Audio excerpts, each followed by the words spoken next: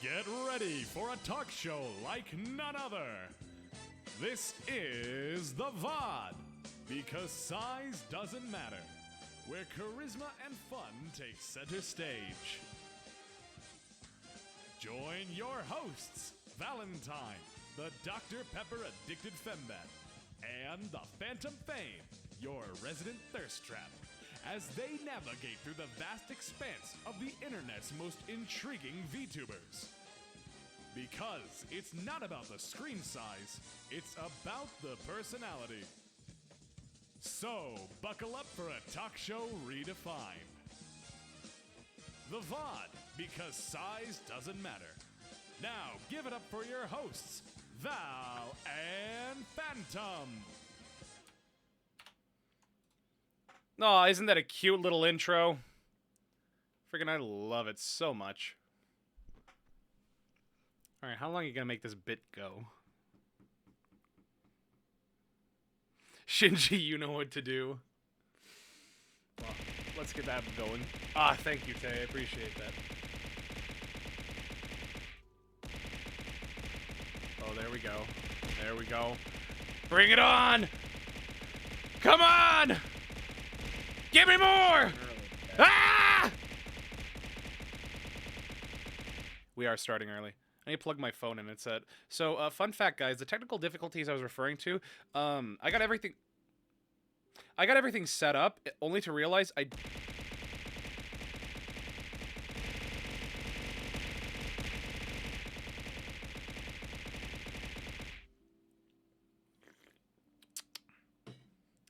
Since we're throwing things, I might as well plug it. Fun fact, guys, if you subscribe, I will get thrown 50 Dr. Peppers. Not only that, if you donate any bits, depending on how many you donate, or you cheer, that's what it is, depending on how many bits you cheer, that equals the amount of things that get thrown at me. So for instance, if you cheer 100 bits, you cheer 500, you cheer 1,000, you will end up throwing that many things. And the highest I saw, which was the funniest one, was 2,500 bits.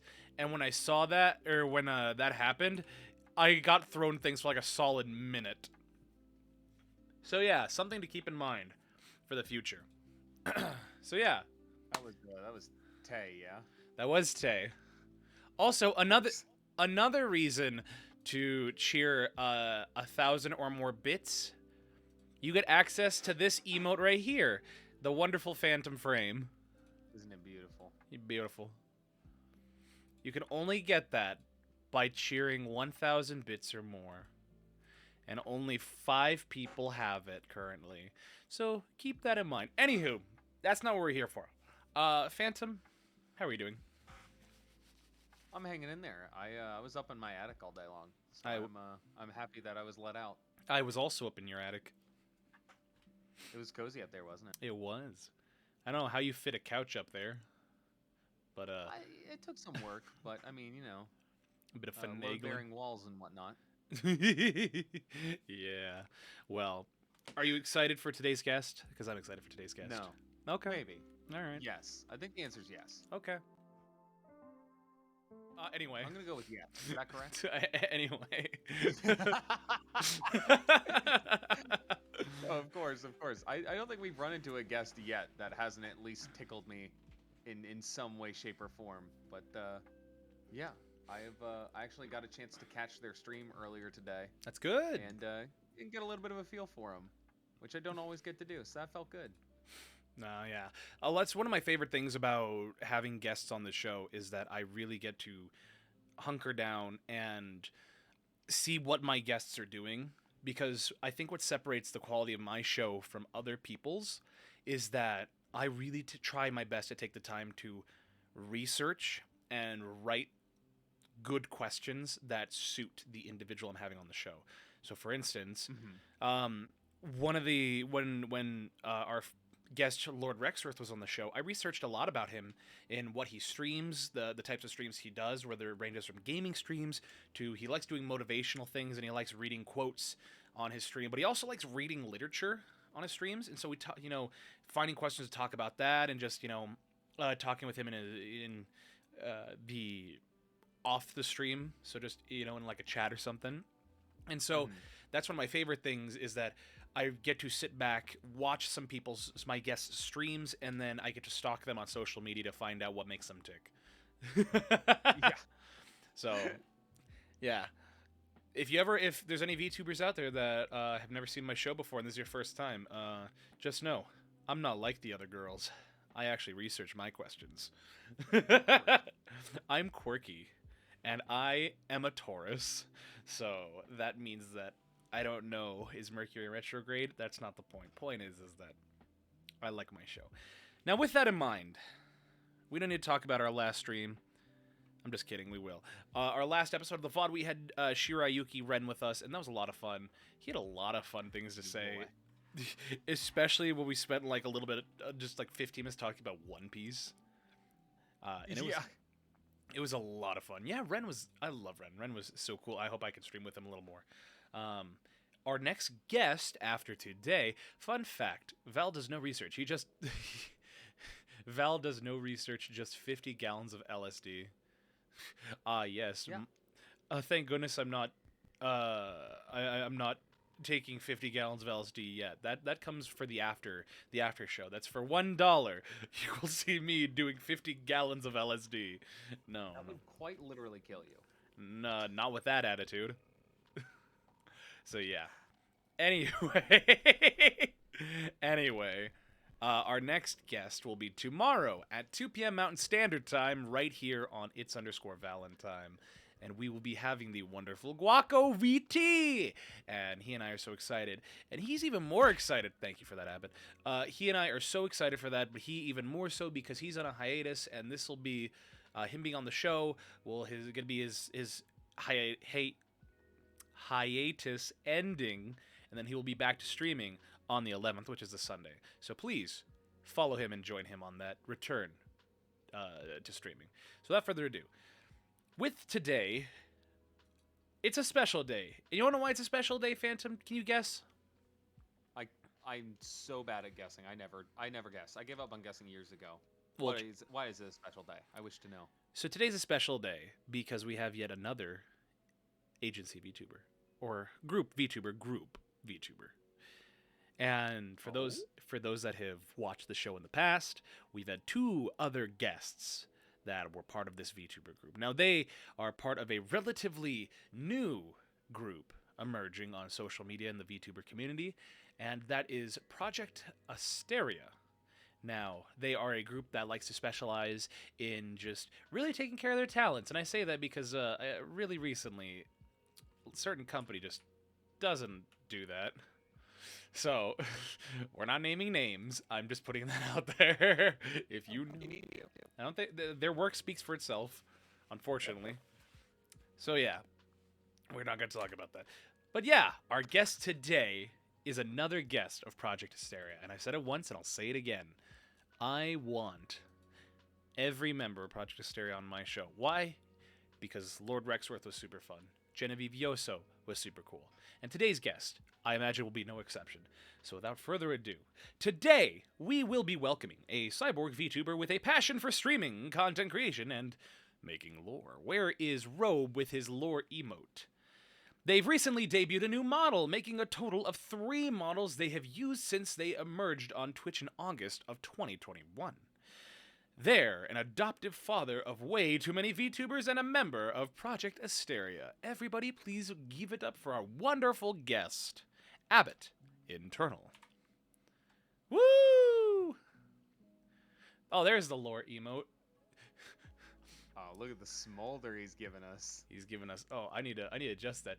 My boy, I love you, but you taking up like all the couch with those shoulders. Ugh. There we go. Now we can see more of your lovely body. Oh my, Abbott is a cutie. Abbott is a cutie. So, I don't know if he's doing a bit, but fun fact, before the show started, Phantom and Abbott both said, I wonder how much silence we can squeeze out of this show, because it'd be pretty funny. And I thought to myself, go ahead. I'll wait. I have all the time in the world. It's the start of the weekend. Man, looks like Asterius from Persona 5. Which one's that? Who's that? Hold on. Oh, I can't spell.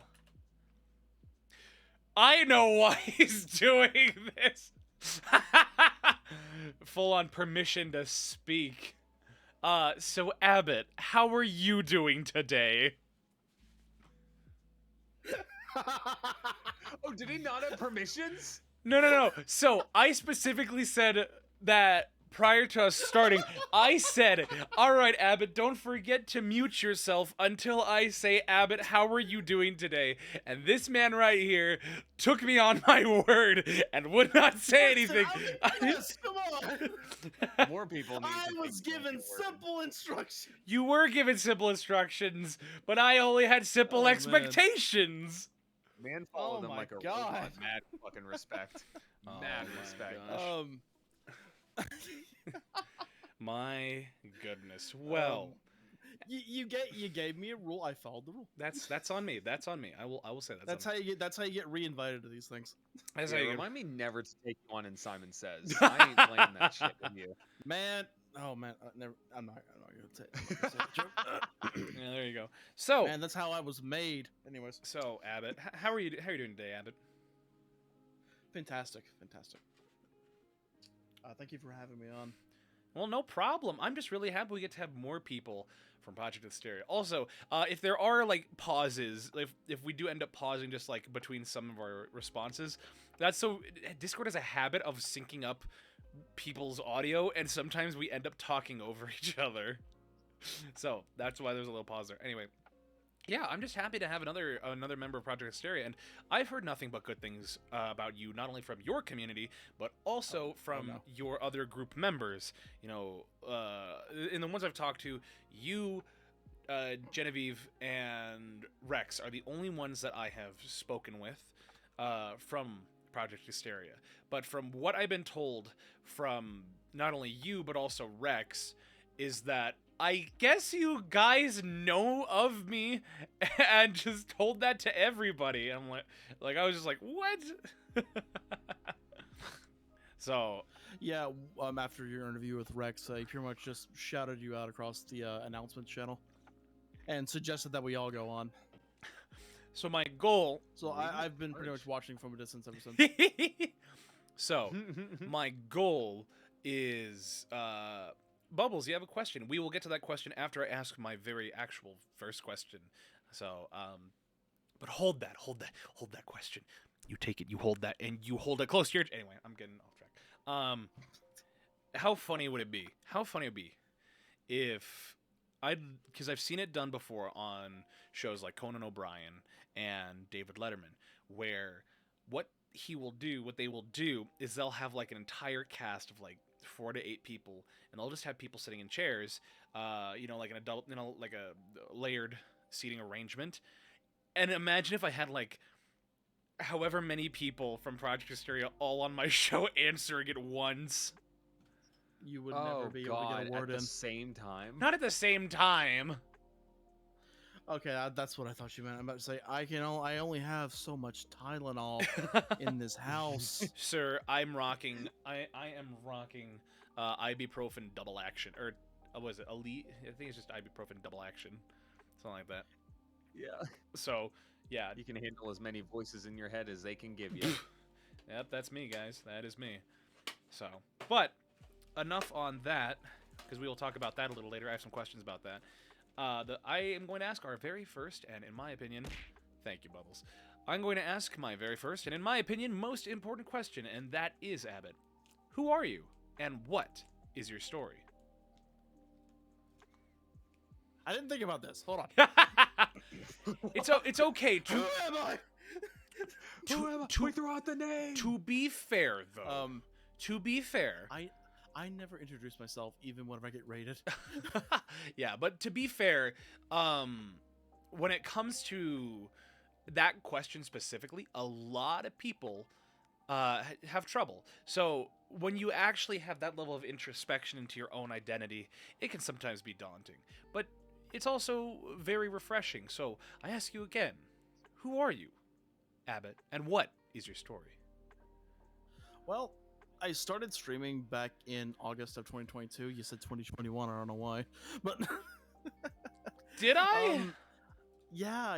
Oh, I shoot, I'm I sorry. started playing games like Pixelmon it's a mod for Minecraft. Yeah. I started playing games like RimWorld, games that let the viewers interact with certain mods where they can summon things in the game. And I did my research before starting, and I saw that RimWorld is a game where if you have that mod, people will go out of their way to look for smaller streamers. Because the bigger streamers, they can't have nearly as much impact. The viewer, they can't have nearly as much impact if there's like just them and a few others compared to bigger streamers who have like 1,000 people there, like all like trying to do stuff.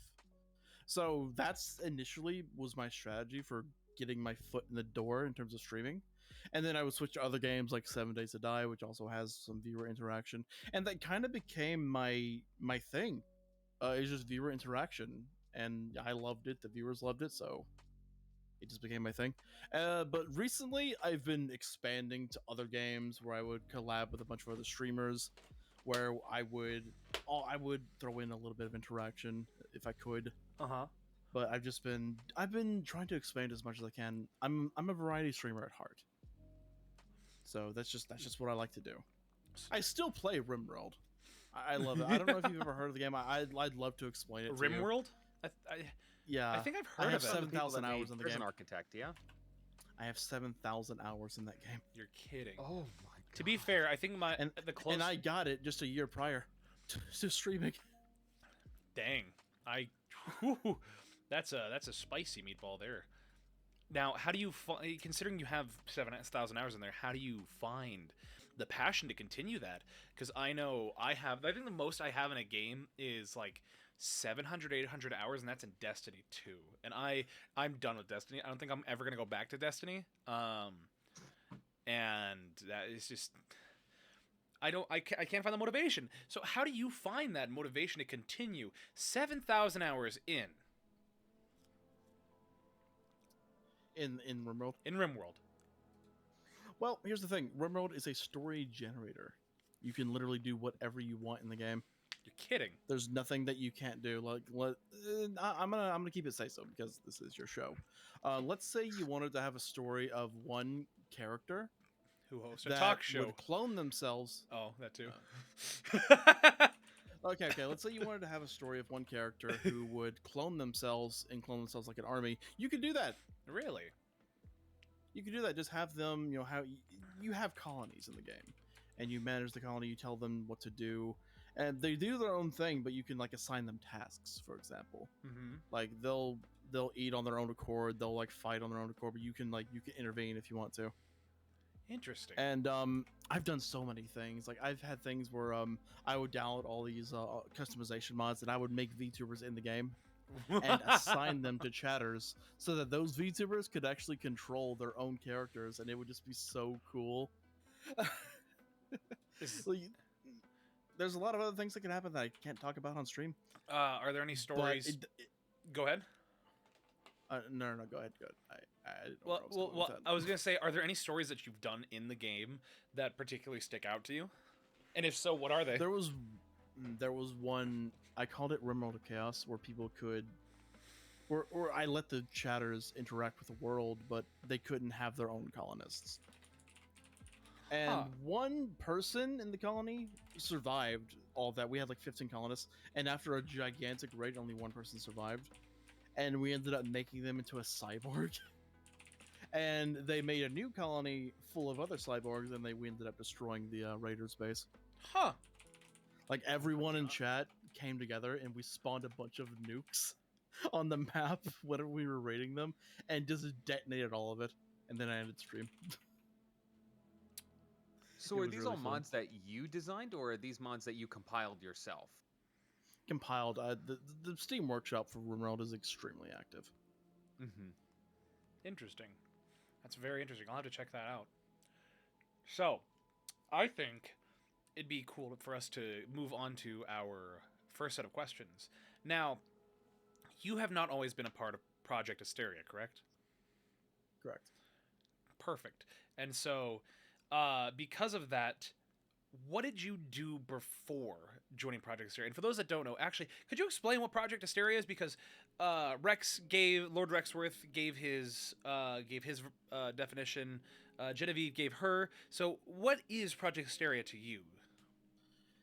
To me, it's more like a second family, where it's just a bunch of creators that compile together. They're together in a group, and we collab whenever we can. Mhm. But it's not a very maintenance heavy group, if you know what I mean. Yeah. Like I'm not gonna get berated if I miss out on a collab or anything. I'm not gonna be pressured to like commit or like change my schedule. It's a very cozy atmosphere where it's just a bunch of friends that you have that you could talk to anytime, and it's a very relaxing VTuber group to be in. Mm-hmm. Now, before you joined, my gosh, Bubbles. So we got to, and this might happen again throughout the stream. We got to redeem for an uwu. Now, I'm looking at chat. Don't worry. now, if you've seen the show before, anytime I get an uwu or an ara redeem, I do it. Phantom does it. And we always extend it to our guest. Now, we open that up to you to join us, but you can decline if you want. However, just know that you would be the first one to decline it. Okay, I'll play ball. Wonderful. And I say that because Rex and Genevieve did the aras with us. I mean, I can do the uwu, just the RRs. I don't know. So I don't know I about was that. gonna say I did see that there is a channel point redeem on yours for deep voice, and it's very expensive. It's meant to be a meme because I used to do that all the time. Mm-hmm. Oh yeah. All right. I have range.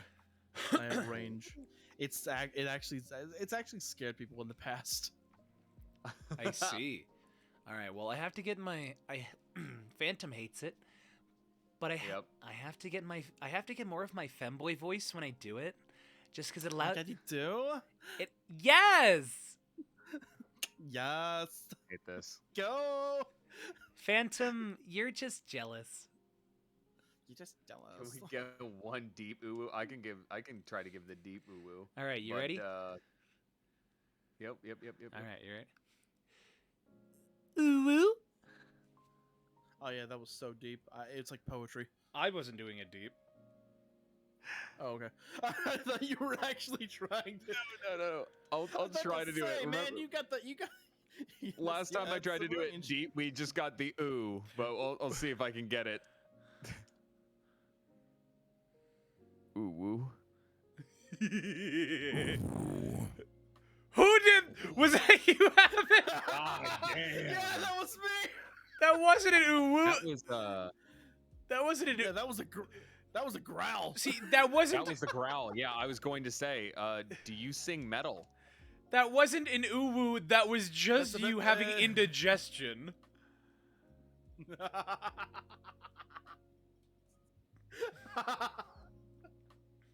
Musha, you That was very practiced. My man had the same energy as saying. I've never done that before. My man had the same. No, I meant the voice. I meant like that register, not not the ooh. That was the grunge from the Debs. My man has the same energy as Kratos saying, "Boy, boy." Can you? Boy, get over here.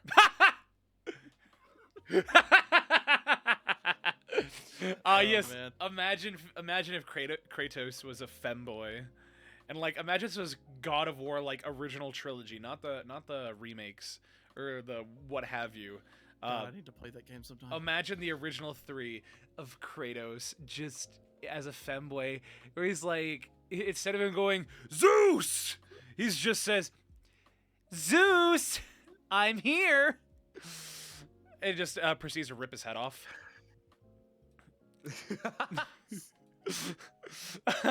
Like you just see like a femboy Kratos in like a maid costume with like cat ears, but he still has his blades and just absolutely wreaks havoc in hell. That'd just be, my goodness. And he wasn't in hell. He was just wasn't he just in Greece? He was in hell at one point. Nothing's more scarier. I fear no man, but that thing cuts the Kratos in the maid outfit. I That scared me. would That pay thing for that scares version me. of that bit alone. Hold on. No, this is Oh god. no. Are you Googling it? I looked up.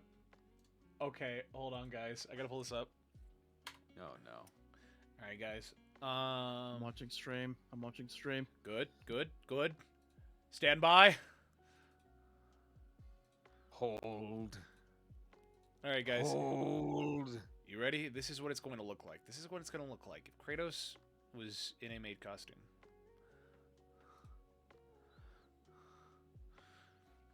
That's the first image that popped up. Oh my god. Kratos is a twink. Why is he rock climbing? Why are you not? Actually, is that a baseball field in the background? Where is he at a mini golf park? Where is he? I think that's Where is this picture? That just looks like a park. Look, I don't know. Also, Damn. what is? Are those? What kind of shoes are those? Are those like Adidas? Look like Adidas, like with that logo. I have no idea. Can we get one Shinji crank that soldier boy? Wait, so how would you even do the crank that soldier boy? Just like, because when I hear it, I just think of Shinji crank that soldier boy. You. I love that video. So good. Anyway, we got way off topic. Of course. So before so that's what you talked about with Project Astaria, is that it's not as much of a group as more of it's a collective of almost family members at this point, where you all just feel like a second family. Now, prior to I just gotta I see. What was it like streaming before? Like, what kind of streaming did you do before you joined Project Astaria? Well, relatively speaking, I'm still a new member in the grand scheme of things, so it hasn't changed much at all. It's just that it's just a new roster of people that I collab with. I am a proud member. It's just that it hasn't changed much since I joined. Well, yeah, you I probably just haven't imagine had that time in the to really future, settle into the group will be like it'll become, something more of a more common occurrence, having them on my streams and having them involved in my creation process. But right now, it's very decentralized, you could say, where I just do my own thing. Well, you're also in the second wave, correct? Which I believe is Yes. fairly recent.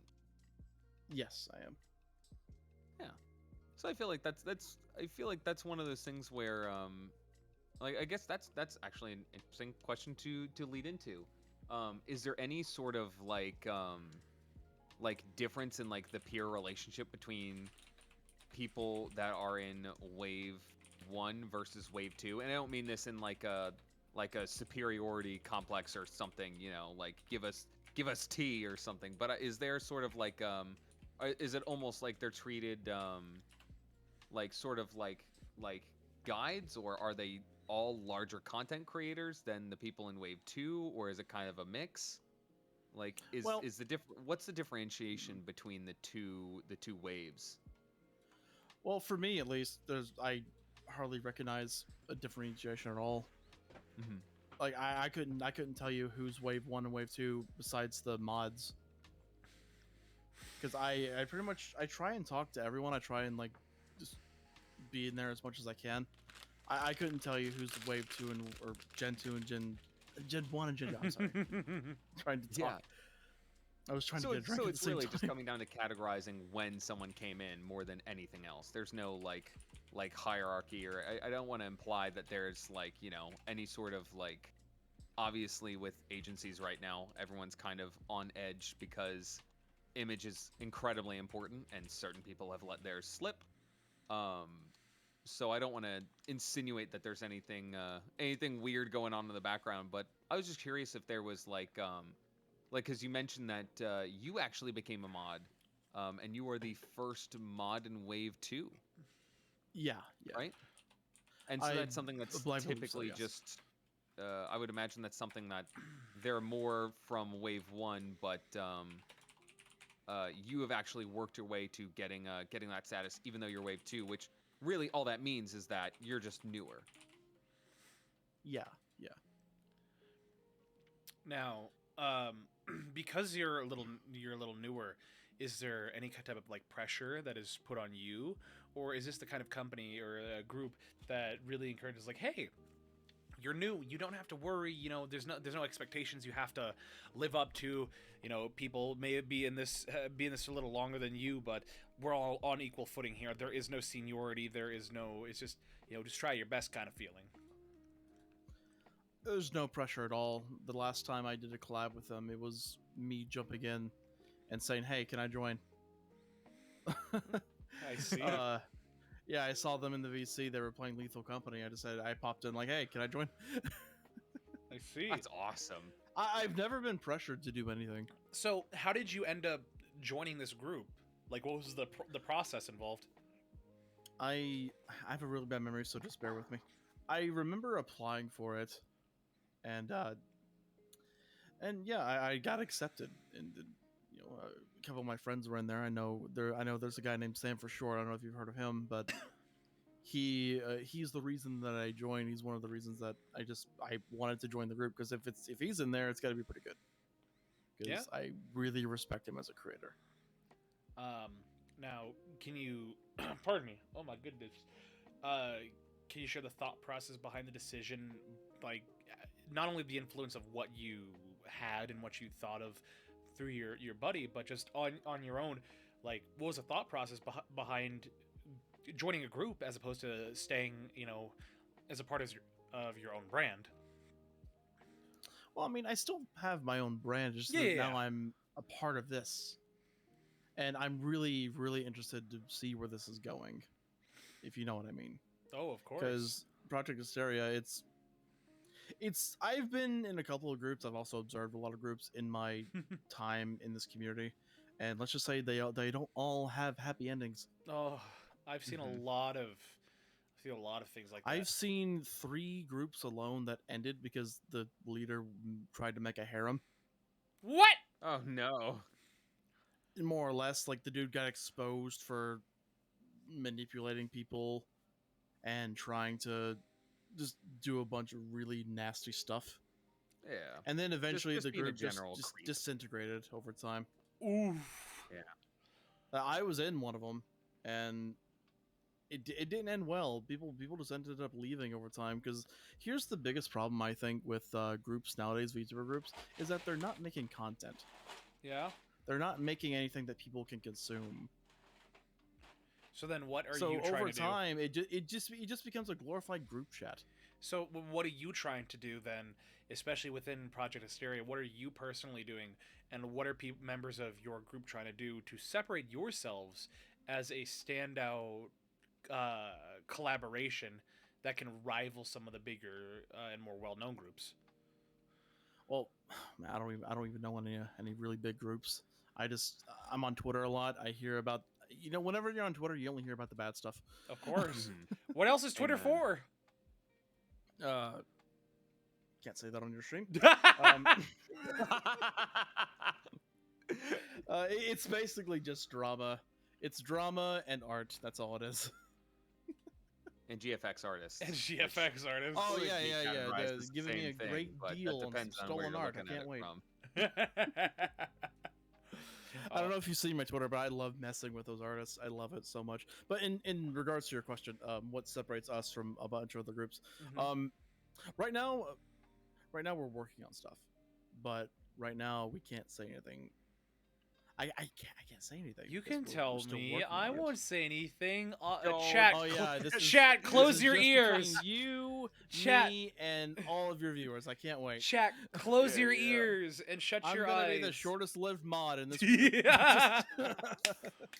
It's like, I'm they not- won't ever tell me anything. Who just I opened a will say crispy this, beverage? That was me. I will say this: I admire the leaders of Project Astaria. I admire their creativity and their ambition. That's something that I look for whenever it comes to a leader of any kind of group. Heck yeah. I Mm. feel so. I was in 2 different groups before this, Oh, and there would be no agency behind the leaders. No one would be making content. No one had a plan. mm-hmm. The best I ever had was just people saying, "Hey, let's do this today," and no one would show up because they already had schedules. Oof. Oy. It would always be last minute, and there would be no communication. But with this group, the communication's pretty good. Well, that's good at least. Like they communicate things. There's not a hierarchy, but the mods do talk to one another. Mm-hmm. Do they decide things? It's like a voting system. Yeah. And we all talk together and we just decide things. It's really nice. Oh, that sounds like a good group to be a part of, especially in terms of communication. Because, oh boy, like things I've heard from several like groups, and then the big boy agency that's kind of in hot water. It seems like what people need most of all in a group like this is just transparency and open communication, because fairly recently, I've seen several VTuber groups on Twitter announce that they're shutting down, and they don't really explain much of it. And it is what it is. At the same time, it just makes you wonder, what are you guys as a group doing to make sure, like, what have you learned from these closures that you're planning to take and improve on to make sure it doesn't happen again?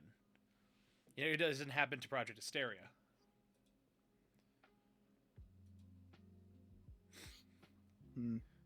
What are we doing to like prevent that? Yeah, so like, what are you taking and learning from how these groups closed, given public first of all, we information? don't have the problems that they have to begin with. Yeah, I'm glad. I've been in there for quite a bit, and I haven't seen any issues that I can really say that I can really complain about.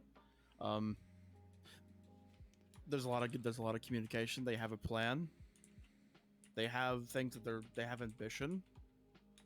And that's just something that I really respect. If you're gonna make a group, you have to have a plan on like what this group's gonna be. Like, is it gonna be a glorified group chat between collabees? Is it going to be a brand? Is it gonna be? Are you trying to make an agency? Yeah. There's so many things you can do, and I see a bunch of creators in my time as being a creator that have never streamed before, but they want to make a group. That never made sense to me. Now, it's okay to have ambition and want to collab with a bunch of people, but if you can't stand on your own during a stream, then that's a big problem. Yeah, I mean that actually if you get too. Oh, I'm sorry. No, you go ahead. You go ahead. I'm just trying to say that I'm trying to do more solo streams because if I can't stand on my own, how can I contribute to a group? Well, it's a more sum of the parts kind of thing. It's really funny that you mentioned that, because I want to ask is, how do you make sure you stand out and keep your unique identity as Abbot Internal while being a part of this group, while setting yourself apart but knowing that you're still part of a collective? Well, I know they're never going to do some of the games that I do. Like what? They're never gonna do RimWorld, I guarantee you that. I see. Because some of the things you can do in that game. Oh yeah. I can say it in a say-so way. Yeah. So let's say you have like a colony in RimWorld. This is gonna be kind of funny. And one of your guys, like, there's like a gunfight going on between you and some raiders. One of your guys loses their leg. You can just borrow one from a prisoner. Okay then. And it fits just fine. He just goes on his merry way. Don't worry, we'll give it back. Totally. In this It's repurposing. Yeah. That's recycling, and I support recycling. Dang. That's kind of Not nutty. to mention, you can create a religion in the game that worships cheese. I'm a part of that religion. Downloading. You can also worship Dr. Pepper. You just put in the name of your deity. Yeah! It'll come up and favorite man. Yeah! You can have like some holidays with benefits and stuff. Yeah. Oh Well, God. but considering you're talking about still collabing and still being a part of that, how do you think you have been able to grow by being a part of this group? Because, to say that you don't experience growth, like, even if it's just minor growth, but growth nonetheless, being a part of a group, how do you think you being a part of a VTuber group has contributed to your growth as a VTuber and a content creator? Well, from my perspective, I stream almost every single day. It's a phantom method. Okay, I've done very, very few collabs with Project Astaria thus far because they're still working on some things right now that kind of they're not really things that I can really contribute to, at least not live. So I can't accurately like measure my growth since I've joined Project Astaria or anything that's caused by Project Astaria. At least not with confidence. So right now it's basically just me and like any collabs that I do with them. I've done maybe 3 since I joined. So, are there any collabs that you'd plan and you want to do with Project Astaria? I don't know because right now they're working on that project.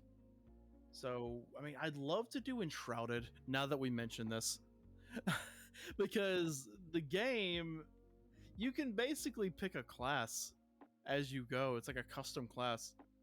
So I would love to form a little D&D group in there. Mm-hmm. And just all the different personalities class. Like you've met Rex, right? You've met Rex. Maybe. Oh yeah. Maybe I have. Him You and I don't know have that. very different personalities, but we still go together. It's so well. And then you have Nobu. I don't know how to pronounce his full name. But you have him too. We also work very well together. And then you have Celeste, who's one of the leaders of the group. We also work well together. And then there's Sam, and then there's my partner, Masumi VT. I hope you have her on one of these days. Yeah, we all work very well together. I'd love to just try some games. Like, try some new games. I don't know if you've caught our beta testing for a game that's not even out yet.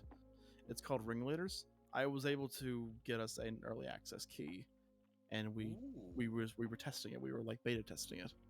And the developers themselves were coming into our chat, and it was just a really amazing opportunity. And that was one of my first collabs with the group, was bringing that opportunity over here and just bringing everyone in and trying it out. It's one of my more fun memories as a streamer, just having that, sharing this opportunity with them. And that's kind of what cemented them as like a second family. Is there any? But yeah. No, you're good. Is there any advice that you'd give to VTubers who maybe want to join a group? I mean, especially considering the climate of how groups and agencies are these days. Is there any advice that you could give? Do not join a group with a single leader. Do not. Do not. That is a recipe for disaster. Project Astaria has 2 leaders, and they're both really good people, but even if there was one, I'd still be a little iffy on it, because having one person have complete and total control is a recipe for someone with a power fantasy or something like that, for lack of a better term. Like they're gonna enforce their own rules for their streams onto the entire group, and that's not good, because that's not going to go well with everyone else. When you look at businesses, there is studies that usually show that it's actually better to have like the less people in charge, the easier it is. So I think that's interesting that But one person, from your perspective, it works better in these instances to have multiple leaders with on the same level, rather than having like tiers or echelons, because that way it's more of like a balance, keeping like egos in check. I find that super interesting. Yeah. Well, let me explain. Let me dive a little bit deeper. See, Yeah, there's definitely. a big difference in a company that's aimed towards profit, and a group that's aimed towards content creation and growth on social media. There is a huge difference, because the motivations are completely different. We're not after a CEO. You're after someone who has a vision, who has a plan, and who has enough creative interest in content creation that they know what they're doing, and that they know how to work with people. Like these are people running like an HR department, running a business, and just all this other stuff. And you don't want all that on one person, because a lot of people can't deal with that pressure, and they'll end up either becoming inactive, they'll become lazy, or they will just start, for lack of a better term, abusing people, because the pressure will get to people. Sure. So do you think that might be in part to the fact that it's a VTuber agency, it's a group, it's much smaller in scale, and that if it were to grow to the size of like something more, where it actually did become a business, where they were putting out maybe multifaceted content, where they have content creators that are streamers, YouTubers, some that are actually game developers. Do you think that would then change the formula? Or I know this is a tough question, but Oh, no, you I'm seem ready. pretty I'm knowledgeable on ready. the subject. I have had so much to say about VTuber groups because I technically have my own. But it's ranked completely different, so I'm not gonna get into that. But I just think that as soon as money gets involved, it changes completely. Because all the Sure. motivations are different. Because every single VTuber, barring a very few, wants to be a big VTuber. Of course. Everyone wants to make this their Yeah. job. Everyone wants to be the next. I don't know any big VTubers. Josh. You know him. I know. Shylily, for example, that was the first VTuber I ever seen. Was Shylily. I saw some of their clips, and then that's what made me become a VTuber. Everyone wants to be the next that. The next Gargora. So as soon as a group starts having money involved, then it becomes completely different. Like the motivations become different. Everyone wants to have have an income. Well, people also think that So they I can think- try and be the next Niji Sanji, the next Hololive. And so what people don't understand is that those agencies were VShojo is a group. They're not an agency. I'd say they're a group because it's they represent talents as opposed to you work for them. But even then, with that, it's a lot of people forget these are full on companies. Like when you say company, this is a legitimate company that has a building. They have a building. They have staff. They have full-time workers. And they are subject to commercial taxes. Like these are full on, working people. Don't know who to want to be Niji right now, honestly. So, it's super interesting when you see people who want to start up and do these things, and then try and compete with that and say they want to be that when that was a company that formed to be a talent agency. You know what I mean? I do, and you can't if you're a brand new VTuber and you're like under say 10K, and you want to make a group of people with similar size, you're not going to compete with VShojo or any of these groups or companies because that's like it's just not in the same ballpark.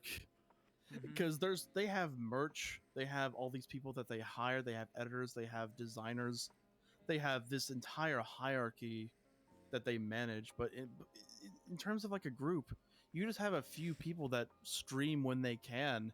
They have their own jobs, they have their own schedules, they have their own lives going on, and you can't expect them to dedicate themselves to content creation or your group as much as people would dedicate themselves to, say, VShojo, Ninja Sanji, all these other companies. Like, no one in your group is going to behave like a full-time employee if you don't pay them like a full-time employee, or you don't provide them any resources. So they're not comparable at all. Yeah. Well, So going back to your comment earlier of the difference between someone making their own group and it being essentially a glorified group chat, and the difference between like the startings of something like Project Astaria, where it's it's ground level or on a smaller scale. I know you've kind of already answered this, but I want it a little more rephrased because I think you had a really good point to it. So what do you think is the key difference between a glorified group chat and the beginnings of something that could turn into a successful group? A plan. There you go. That's a simple answer. If you have a plan as a leader or leaders of a group, then it's completely separate now. Because if you're a glorified group chat, you guys are just getting together every now and then and just hanging out. But if you have a plan, like you have people who are in the group who are editors, who will do it in their free time. If you have organization, like you have people with certain roles, and you have rules, you have just plans for what you're going to be doing, and everyone's communicating and agreeing with that, then you're more than a glorified group chat. You are the foundation of a group. So next thing you got to do is put out some content, advertise that content, and keep going, keep it consistent. And then from there, the group itself is going to have an identity, not just your creators. yeah, I said it's very well put. The last question I will ask for this section is, what do you see in your future, or what do you hope for in your future to accomplish going forward with Project Astaria, and what do you hope Project Astaria can sort of hopefully be able to do with you as you continue on this chapter of your content career? I hope it continues down the path that it's currently going down. Because right now, I'm really happy to be a part of it. I'm proud to call myself a Project Astaria member. I think a lot of groups, people in groups, they can't really say that. Like, they're mainly in the group either just to say they're in a group, or they're afraid of working alone all the time, or just some other reason. But I'm a proud Project Astaria member, because they don't treat me like an employee. They treat me like I'm just another creator, and that's fine right now. That's what we're meant to do. That's what we're meant to handle. Abbott, blink twice if they treat you well. Hold on, my model's not fast enough. There it is. There it is. I only saw one blink, and I'm just like, oh. He did blink both eyes. I love this group so much. I do. I'm a proud member. I have never had a bad day with them. I've never had a bad moment with them, actually. And I can't wait until we can show you guys what we're working on. Oh, I'm so excited. Like, when that happens, I hate secrets. when that happens, please not only reach out to me, but also point it out talk about it in the Discord. Like, that kind of stuff I would think would be super fun to, talk about. So yeah, I think it'd be fun to see what our chat had for questions. And by chat, here we go. Yeah, and then we'll talk about something, a very important update that's made, because I enjoy bringing this up to my guests and seeing what they think about it. So you know what that is. We'll bring that up. But Bubbles, you said you had a question. Give us one of those questions, and then we will have another question later from you, if you're still here with us. Yippee! Heck yeah. Also, my goodness. See, I'm surprised Rex isn't here with us. So, it's Friday night. It is Friday night. My man's pimping.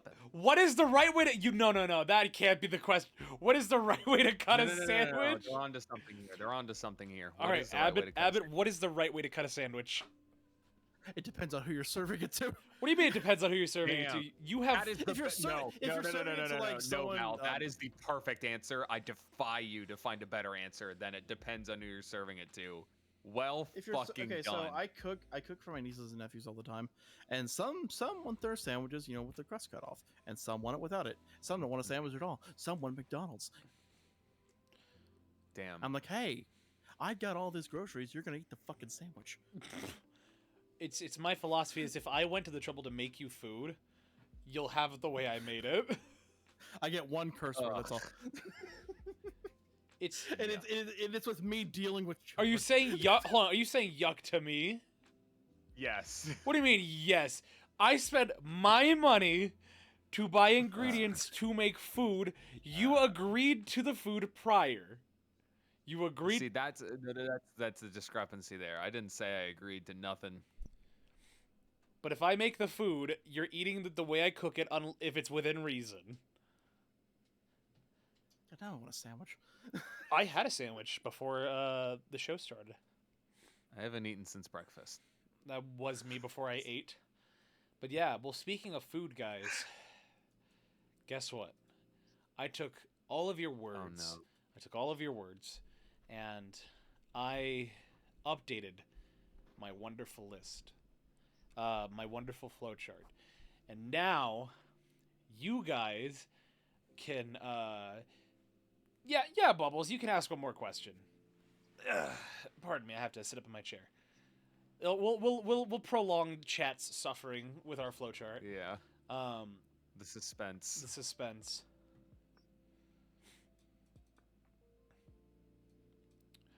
Well, there's the silence that you guys wanted. I wanted it so bad. I'm just trying to be polite, man. Oh, I'm glad. Aren't you a polite little cat? Cat? Are you a cat right now? With the ears? He's a cyborg. With the ears, though, is what I'm saying. Man, if I go if I even dip a toe into my lore right now, this is gonna turn to a 4-hour stream. What is your biggest inspiration of? Well, biggest inspiration of what, or just in general? How you cut sandwiches, clearly. Are you an Emeril Lagasse kind of guy, or like a, I don't know what that means. are you a Gordon Ramsay type person? Huh? Val really likes food. I do like food. And Dr. Pepper, I've seen. Abbott, what is your biggest inspiration in life?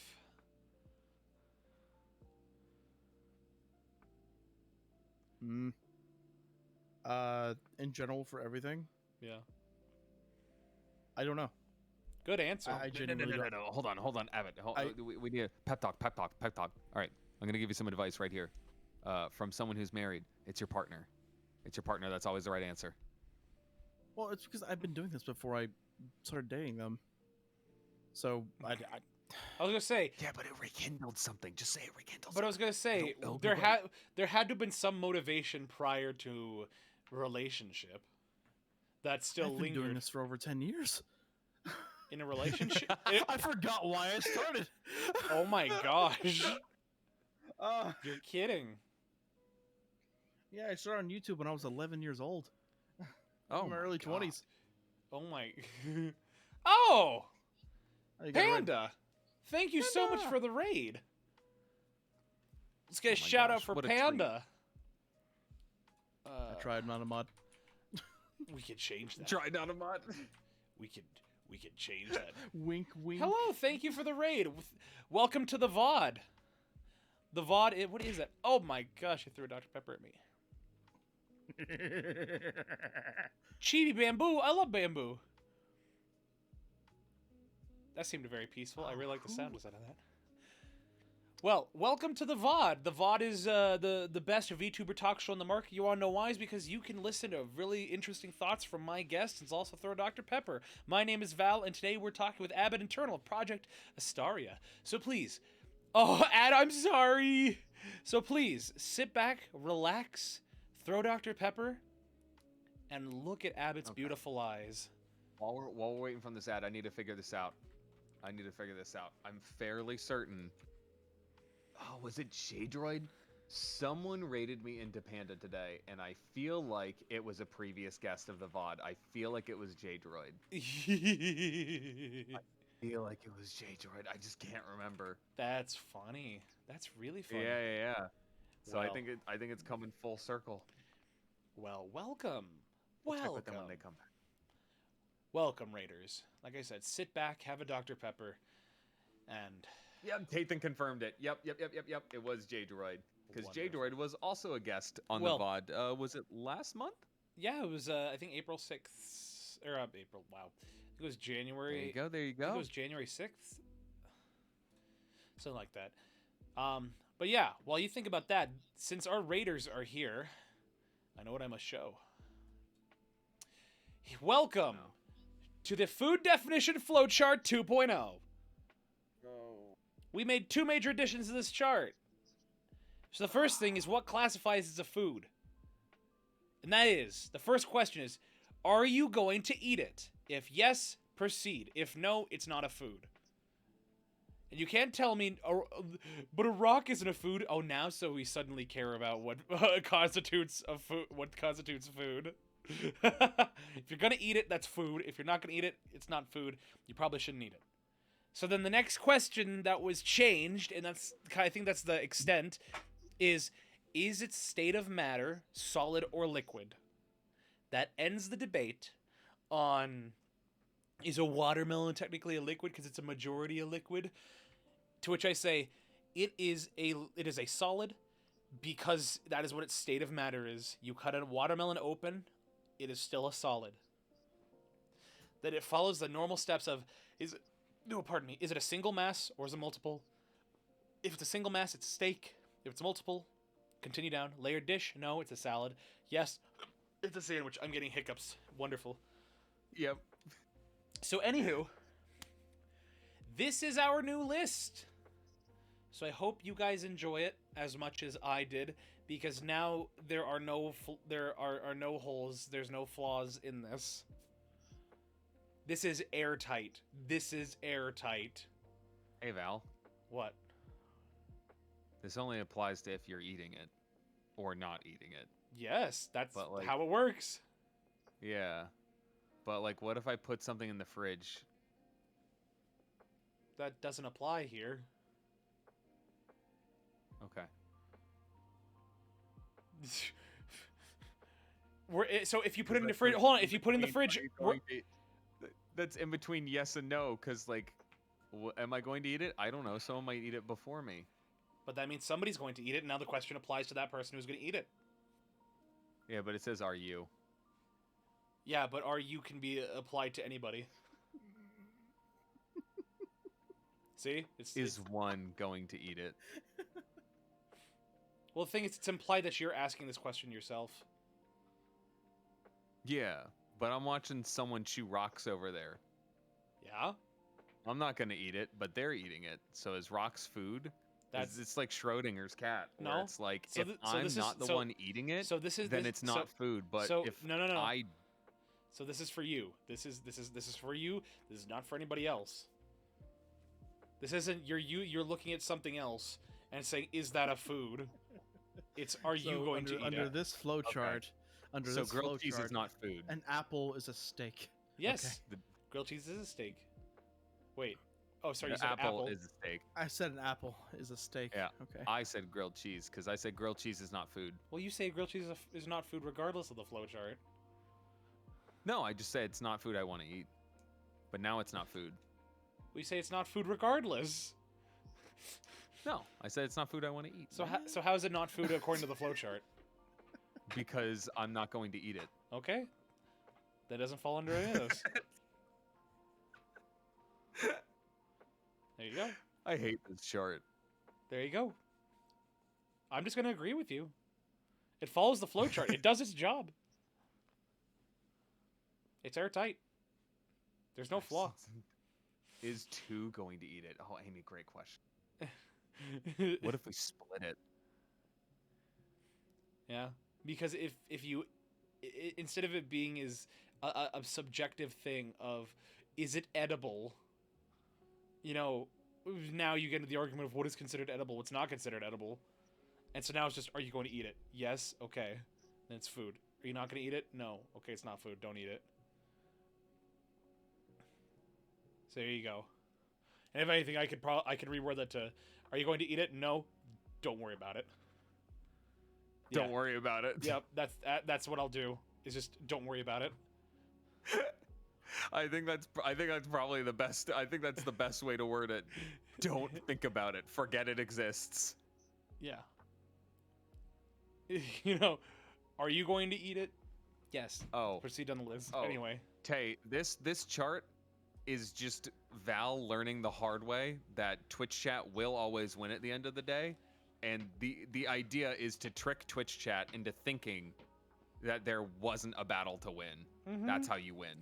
And the thing is, ultimately, at the end of the day, I win because you guys are commenting in my chat, and I get the points. That I get the is stuff. very true. So it doesn't matter how irritated I get. At the end of the day, if chat is talking, I win.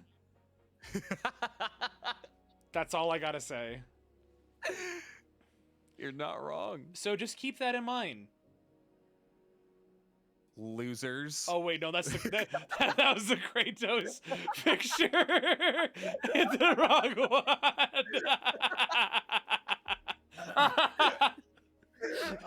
Oh my god, what a terrible way to end a career. It's just fucking bullying your supporters. Yeah, but it's Oh living my rent free God. in your head, so we win. Not really, no. It's not living rent free in my head. Oh yeah, so Panda, we're talking about Kratos in a maid outfit. It was the right one, you mean? Yes. It's like I said, it doesn't bother me as much as chat thinks it does or anybody think it does. Oh, can I screenshot this and send it to people? Do we have this downloadable somewhere in the Discord? What? The chart. Nope. Well, that needs to change. Because we need to be able to spread the chart. If I'm gonna have to be afflicted with this fucking disease, other people are gonna have to deal with it too. Actually, where was it? Release that evil onto the universe. You know you want to. Not yet. Not until I make that correction. You sound pretty bothered when you were explaining it to me earlier. Well, no, it doesn't bother me anymore. I like to be bothered. No, it doesn't bother me anymore. There it is. It was sitting in the collab voice chat, because I did send it to people in the collab voice chat, but now it's gone. Yeah, no, I'm not bothered by it anymore. Abbott, you went with an apple, of all things. Why an apple? You did go with an apple. There's an apple on my desk. It's just sitting there. It's Just sitting there? It's warding off the doctor. Yeah. Yeah, or he's a teacher. Or he's a teacher. He's a fisher of men. Fisher okay, of so men. Therefore, I bought a bag of apples today, and I was just sitting here. well, the thing is, if you're not going to eat something, do you regard it as fruit or food? I mean, it's potential. Yeah. So, food, but why then, not? Why but am I then, arguing about but, this? but then by that, but then by that logic, Why am I entertaining this? Welcome to the So- chart. so but Why the hell am I arguing with this? so by that logic, I look at a rock. I can eat that rock. Therefore, it's a food. You may not think it's a food because you don't want to eat it, but I think it's food because I want to eat it. Val, you just need a maybe option with an arrow that loops back to your initial question. I don't know all this, but they're definitely still a food. Well, That's no, a great idea. okay, no. So that's why I said the third revision will be: are you going to eat it? Yes. If no, it's just don't worry about it. You didn't. So Bubbles, you didn't start this. Don't worry. I like showing my guests this food chart and just seeing what they think. So it's all good. Yeah, it's great. It's great. Yeah. Definitely doesn't cause any anxiety. Well, while we are moving on from that, pardon me, Abbott, you recently had a new debut for a model, right? Yes. Now, Yeah. with that, let's talk a little about your model. So, what is this model here? It's a model I found on Etsy. Yeah. I wanted to change, and I looked on Etsy, and I found this model. It's a pay-to-use model, Ooh. and I read the terms, that I'm allowed to recolor it, and they gave the proper credit in my credits, and I started using it. There Now you my go. previous model it's just fine, but I wanted to change after almost a year and a half of using the same one. And yeah, that's pretty much what it is. I didn't make a big deal out of it because it's just a model that I found. Mm-hmm. Now, So do you think you're going to go for a custom model at some point, or are you satisfied with the one you have? Are you thinking of just making one that way you can own it yourself, or do you have any plans going forward? Oh, I have tons of plans going forward, for pretty much everything in my life. Because that's what sets you apart. I have a plan for the next few years of content creation. Oh shit, he's got the 10-year plan. he does have the 10-year plan. I have a whole notebook full of ideas, and once I get my new PC, I'll be able to execute a lot of these plans. Now, we kind of talked about this a little bit of you've been experiencing a little more growth since you've gotten this new model. Is that correct? A little bit, yeah. So, does this perpetuate the idea that having a nice looking model assists with the growth that a content creator may have? It appeals to a wider audience. That's a very good way to put That's it. all I gotta say. It appeals to a wider audience. My previous model it doesn't appeal to as wide of an audience as a typical cute catboy does. A cute cat. And that, Checks out. yeah, typical cute catboy. And I modified it to suit at least my audience right now. It's not too drastic of a change considering my chibi model looks almost exactly like this, except this one's obviously not chibi. And it's not too big of a jump. I have had some complaints saying that it's a bit really? it's a bit of a jump. But then whenever I explained why I did this, they're just like, "Oh, okay." So then, how do you? Not complaints as in that they stopped watching, but they're just like, "Hey, this is a bit jarring. Why'd you do this?" So then, because with a lot of people, this kind of thing, having a new model, it's essentially like somebody who you've known with a beard for a large part of your life, and they shave, and you're just like, "What? Why'd you do that?" You know, it's You you're want to like, see my previous design? I can. I think I remember your previous design. But yeah, we can throw that up. It's quite the jump from that to this. So maybe if I show you this art, it'll show you that it was a bit of a jump. Here, I sent it to your see it, let's DMs. see it. Feel free to take a look. You should I send it to Phantom as well? Sure. Perfect. I'm sure Val's gonna throw it up on our stream. Oh my gosh. There, that is my previous design. All right. Oh my. I am going to scream because my. Yes. Okay, I did see this in some of the clips I was watching. Dang! Look at that! Look at that handsome young man. That's definitely like There, grandma's the biggest best difference grandson between- material. Okay, sorry. The biggest difference between that and this model is that model that you're seeing has complete lore. Yeah. Multiple stories. This one has nothing. So this I was have written original. nothing. This was Yeah. 2.0. This what's on screen right now is 1.0. Oh, and 1.0. what you're seeing is what you're seeing right now is just me separating my lore from what I think would be best for content creation. So For the stream. So you've just decided that the priority at the moment is focusing on growth, just to grow a little bit, and then doubling back and touching up on like, okay, so right now you're establishing yourself. You just joined a new group, so you're like, let me find out, because like you said, you've done content creation for a long time. So correct me if I'm misunderstanding. You're trying to find your place in this group first, appeal to a wider audience, get a little bit of growth, and then refine based on where your audience's preference is, or are you sort of just moving like trend to trend, just trying to make sure that being more fluid about it rather than sticking in something rigid, like sticking with one model? It's a bit of a mix, actually. I debuted this model just the other day. yeah, I was Like this Really? week. Mm-hmm. This week. Yeah, I've been in Astaria for months. Okay, gotcha. I wanted to do something that I wanted a model that I could actually interact with, because my previous model is 30,000 pixels tall, and Yikes. the wideness does not match.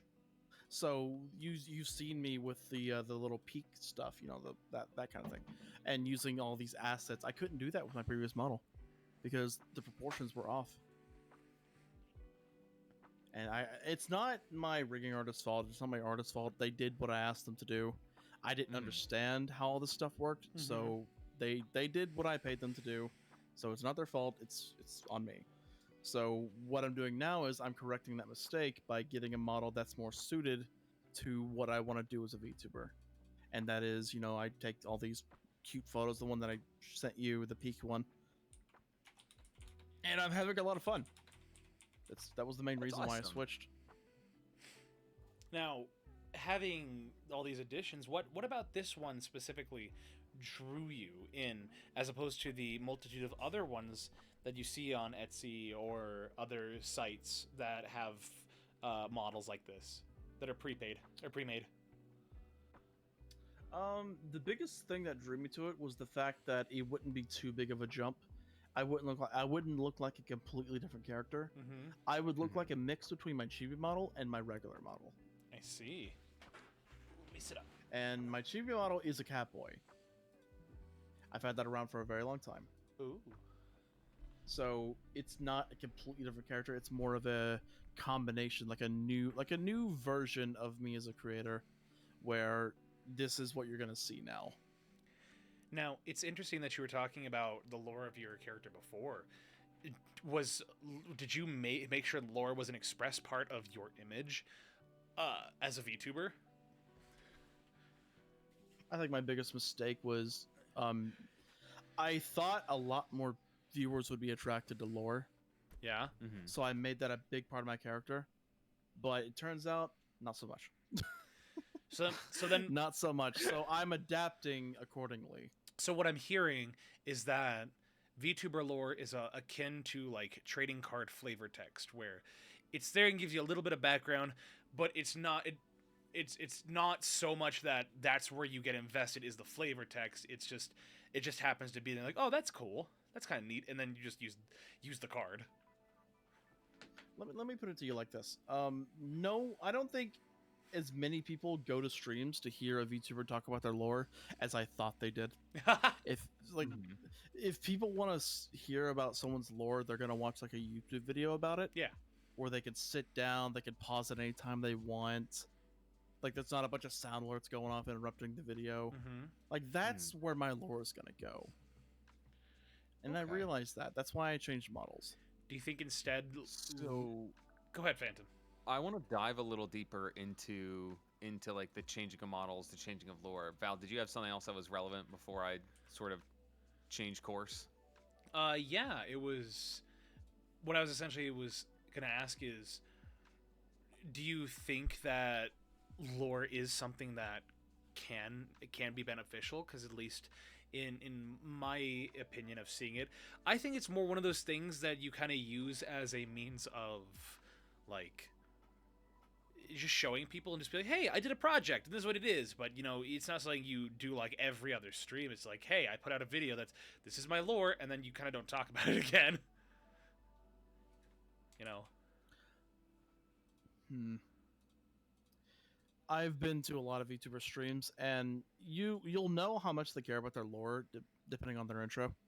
For me, it's cyborg VTuber, and that's about as far as anyone who watches me is gonna get.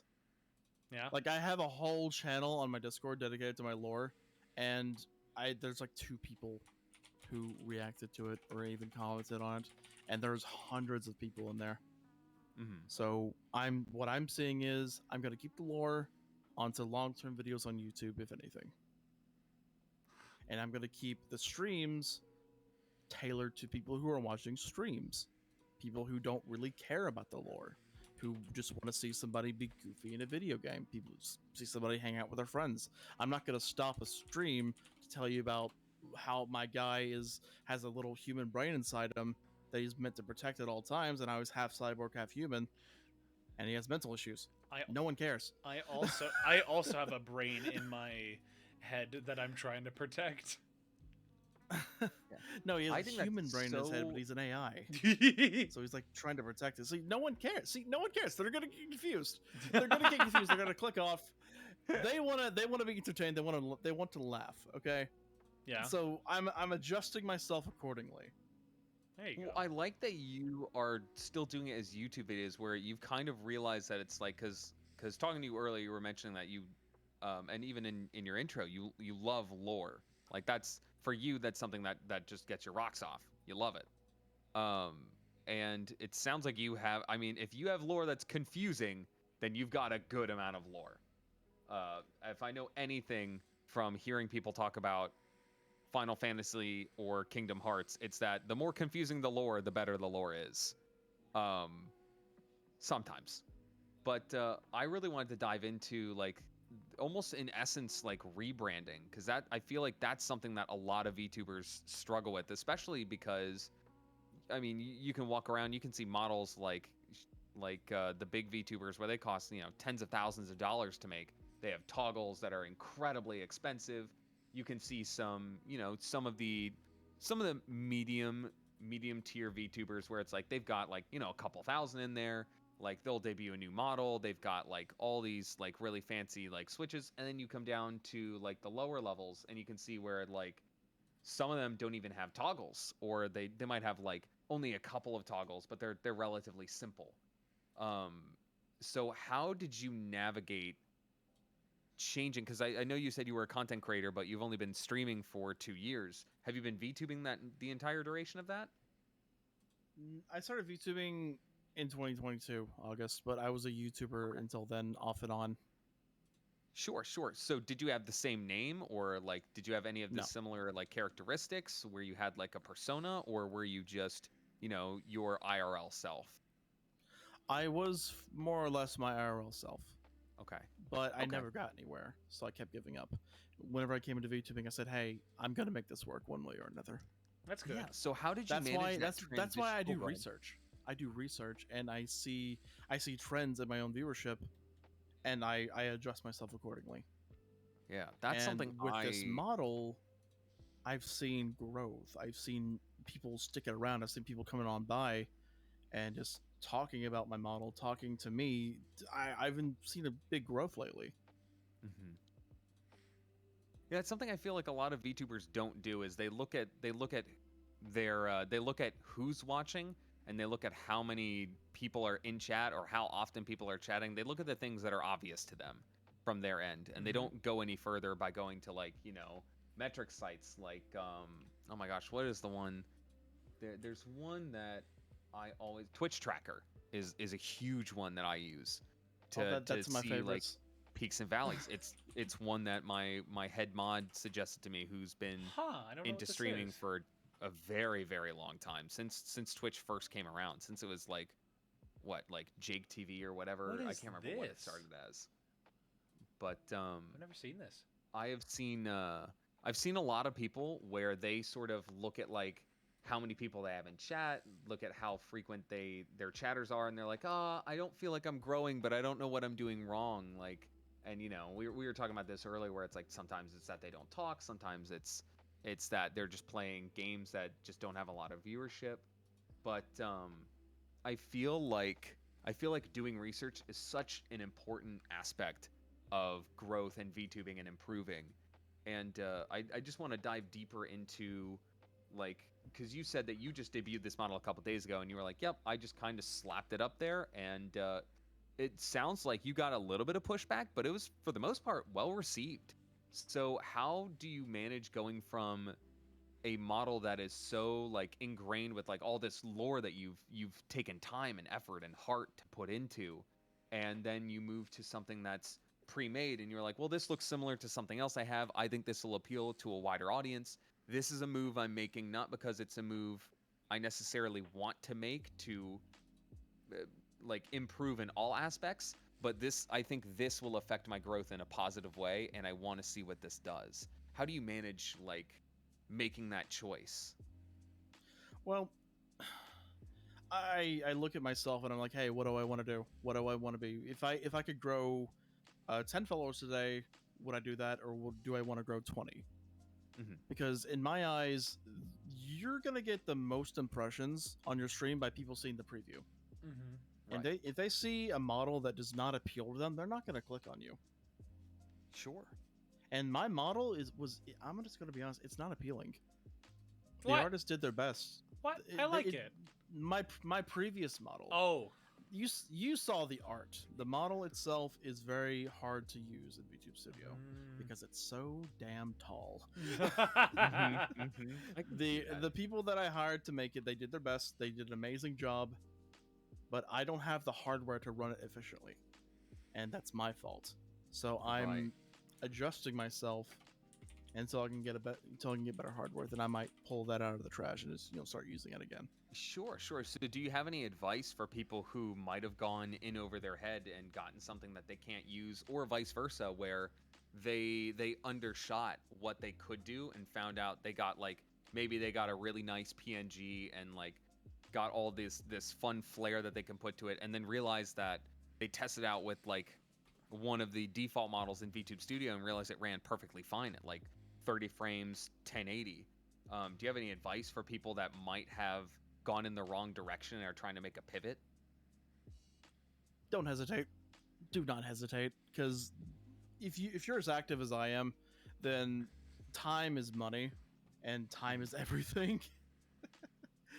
But you're gonna want to hype it up. You're gonna want to like talk to your base if you have a base at this point, and talk to them about it. Get them hyped up for it, and they're gonna tune in to see what you got, because you have a plan now, and that's appealing to a lot of viewers.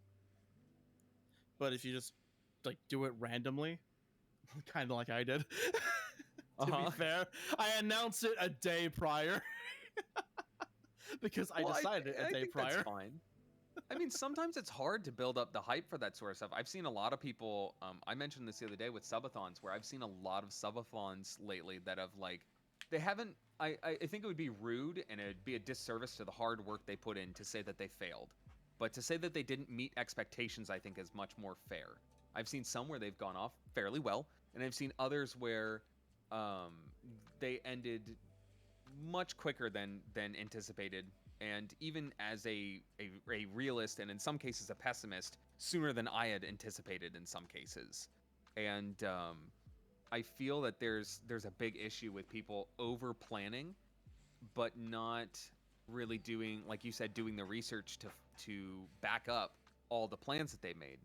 Because I think that's another important aspect to what we were talking about earlier, where what sets apart a glorified group chat from from an actual agency or a group is the plan, and not just planning to meet up on Saturday to, you know, do like a large Lethal Company stream, or like doing XYZ, but really to like map out for the future. Okay, this is what we're going for. These are the plans. Here's how we'll advertise it. Here's what we're expecting. And yeah, I think that's you have a very similar way to looking at all of this stuff that I do, but you have much more experience to back it up. So I feel like you have a lot of knowledge to sort of give from being in not necessarily the VTuber space for so long, but in the content creation space. And that I feel like that's really showing through in some of these examples, like where you said time is money. And that's something I feel like a lot of people are afraid to say nowadays. They don't want to look like they're the money grabbing bad guys, so they want to do everything in their power to say, oh, well, I'm not in it for the money, or I'm not in it for this, when in reality it's not that you're not in it for the money. You just want this to be something long term, but you're also not trying to lose that aspect of, I'm doing this for the community, I'm doing this for the people that support me, I'm not doing this for just the money, I'm doing this for multiple reasons. And there's nothing wrong with having a fiscal aspect to your streams. That's why we have bits, that's why we have subs, that's why you can donate, that's why ads are there. Otherwise, it would just be one giant Discord. Right. I think the worst thing that you can do as a creator is try to appeal to people who hate creators. People who always get on creators like, oh, they have this lavish lifestyle. Why are they complaining about anything? Like, don't try to appeal to them. They're not gonna like you either way. So it's interesting. And the moment you ever talk about money, they're gonna jump onto you. Well, so it's interesting that you bring that up, because something I was talking about earlier, while I was at work, it was in a downtime between mixing an event and doing a film shoot. And I was sitting there with my coworker and then another guy who works for our live broadcast team. And we're sitting there, and the guy on the live broadcast team, he brings up, he says, hey, you ever notice how Markiplier, given all of the money he has, still uses like this like cheaper microphone than what he can well afford? And you know, because he's doing at this point, with the level of intimacy he has with his audience, having a good mic, it's almost ASMR at that point, in terms of the quality of his voice and how intimately he talks with his audience. And so, and I'm like, yeah, you know, that is really interesting to think about, how the not as expensive mic he uses, but he also uses like a $400 to $500 headset, like a monitor headphones. And so it makes you think that while he is a content creator, he makes a lot of money, he also knows that at any point he can go under, but he's also doing it because he is as a job. Like, it's if you say you don't do this with a partial goal of wanting to make money and make it big, I feel like that in turn, you would be lying to yourself. Now, I'm sure there are people out there who are just like, I just want to go live, I just want to have fun and just do it. And I'm sure there are plenty of people, there's a lot of people like that. You know, if I said that, hey, I don't want to make money off of this, you know, don't subscribe, don't do any bits, don't do anything like that, I'd be lying. I enjoy it. It's being able to be, call you out so hard. Being able to be paid, me saying that, you know, You guys are helping pay some of my expenses, like just groceries. You know, you have no idea how much that means and how much that helps out. But at the same time, it is a give and take. I'm putting some work and some effort on my part to earn that kind of favor. But that's just how business is. And it's exactly as you said, that some people are just too afraid to say, hey, time is money, and if I'm not experiencing a little bit of growth out of this, maybe I should reevaluate and see what's what. If I'm not seeing any progress, let's take a step back. Let's see what we can do. That's my 2 cents. Back to the drawing board. Like, I'll be honest with anyone that I talk to, anyone that I work with. If I have an idea, part of the motivation is growth. Like, I don't think that's a bad Like thing. for me and Nobu and I, who's one of the co-hosts of Project Astaria, we have something going on the 16th where it's a tier list There you where go. we're taking VTubers PNGs, and we're guessing your D&D class based on your PNG. Oh, I saw that post on Twitter. I want And I hit 2.6K on Twitter after putting that out. yeah, It has 27,000 views. there you go. That's awesome. I had the idea. I talked to Nobu about it. You know, the less you lie to yourself, the easier this is gonna be. The less you lie to yourself, that is a strong sentiment to say. Because if you just keep lying to yourself, you're gonna be like, oh my god, what if they see right through this? What if I mess up? What if I slip up? But if you're just honest and you're out with it, it flows. It just flows. It just flows. You just do whatever you want. Like, you don't need to put in the extra effort to lie. And people will actually be more comfortable with you, versus if you're just like, oh, I only stream for charity, and I go down to my job, I don't get paid, I burn the check. I'm such a nice guy, please love me. Please love me. Yeah, I won't treat you like those other VTubers, please. Goodness, I'm different. I'm different. I'm not like other VTubers. I won't I'm ask you different. for anything. It's like, who Oh, are you God. trying to appeal to, man? My goodness. Well, this has been a very fun discussion. We're going to return Did I back. go a little bit overboard? No, not at all. I just want to Return make sure. from the brink. I just want to make sure we go back to what's important, and that's the updated flowchart. Oh, okay. Yes, thank you. Because that's Oh what. my God, I thought you were joking. Nope, it's updated. Is it going Nope, he wasn't joking. to? Guess what? Is it going to be eaten? Yes or no? And if there is a maybe, so if you're unsure, it doubles back to that question. All I see is unmute because I had to. I thought you put unmute there. That's really funny. So is this better? Is this better? Is it going to be eaten? I like it. That takes the I like this you a lot. that takes the me out of the question. Is it going to be eaten? That just implies if it's Yes, going to be I eaten. like it. If no, don't worry about it. If maybe, Now, that, it has a lot of certainty in the yes and no. and then Do you think we could put like a I believe so? well, that's why we said that's why there's a maybe. Yeah, but that's just their opinion. What do you mean that's their opinion? What do you mean Well, I'm that's just saying they can't dictate it. It's because is it going to be eaten?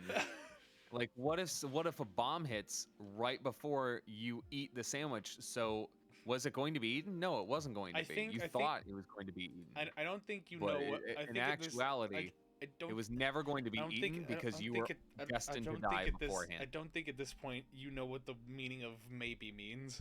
Maybe is neither yes nor no.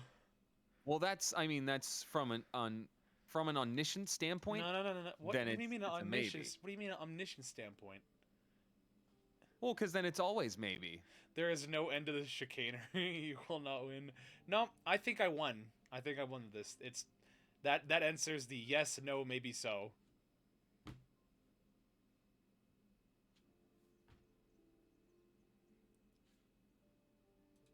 If I pull out a knife and I say, if you eat that sandwich, I'll stab you, but you've already gone through that chart,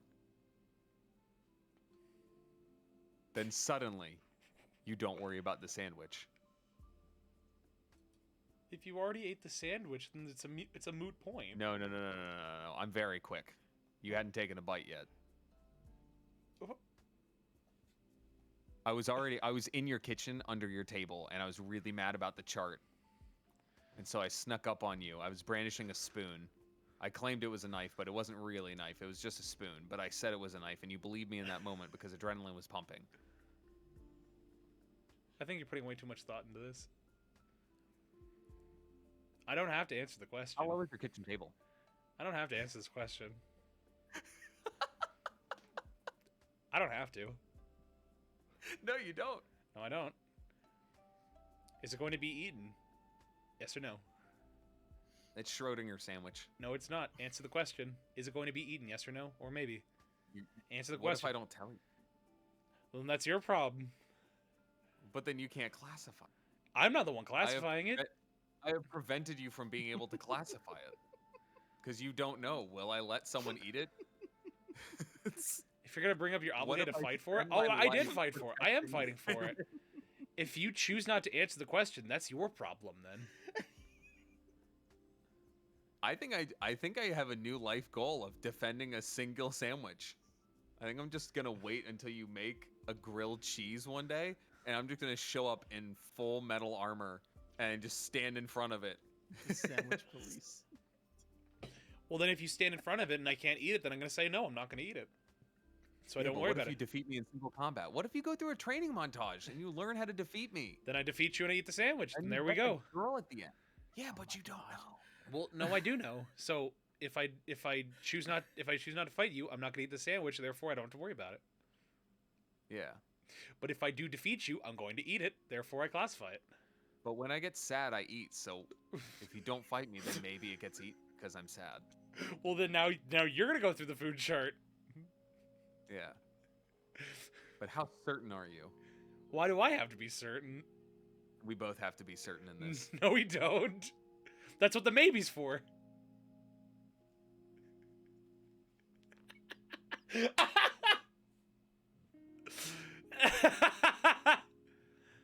I think Val just wants me in his house. Abbott, you want in on this? I'll gladly let you in on this. Abbott, I'm good. if you I'm want to good. be a knight of the sandwich, you can take the oath right now. What if you're sharing a meal? What What if we're a lady in the tramping the sandwich? It would never happen, but let's go with the hypothetical here. What do you... They stabbed me, Mal. Stabbed me with a sword. Look, all I'm going to say is it going to be eaten? Yes, no, or maybe. If it's not going to be eaten, don't worry about it. If it's going to be eaten, then we continue down the chart. If you're unsure, then you loop back to the first question until you can say yes or no. It's as simple as that. It is as simple as that. Making this far harder than it needs to be. You're adding unnecessary steps that are irrelevant.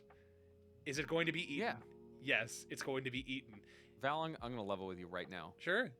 After the last 6 months, I'm going to tell you something. Life Sure. does not slow down for you to let you say yes, maybe, or no. Sometimes you're just riding in the yes, maybe. Well, if you're writing in that yes maybe, you're gonna say you're just gonna eat it. That implies yes. I think that just points to soup. The chart is complete now. The chart is complete. No I'm amount of making my own chart. go for it. But yeah, no, the food chart is now good. It's now perfect because is it gonna be eaten? No, don't worry about it. Office doesn't want to roast me tonight. Yeah. No, don't worry about it. If it's going to be eaten, yeah, you'll continue down. But if you're unsure, cycle through until you go back to an answer with certainty. But what if we never observe the superposition, so we don't know if it will or won't ever be eaten? That's a maybe. That's a maybe answer right there. And just keep looping until you can say yes or no. No, you don't want me to roast you tonight. No, it's a threat. That's all I gotta say, Tathan. If you never observe the superposition, guess what? That's stuck in maybe limbo. Until you can answer yes or no, it's stuck in it's stuck in a maybe, but therefore it does not go outside the bounds of the flowchart. So it's still in the flowchart. Therefore, it is accounted for. I win. I win. With that said.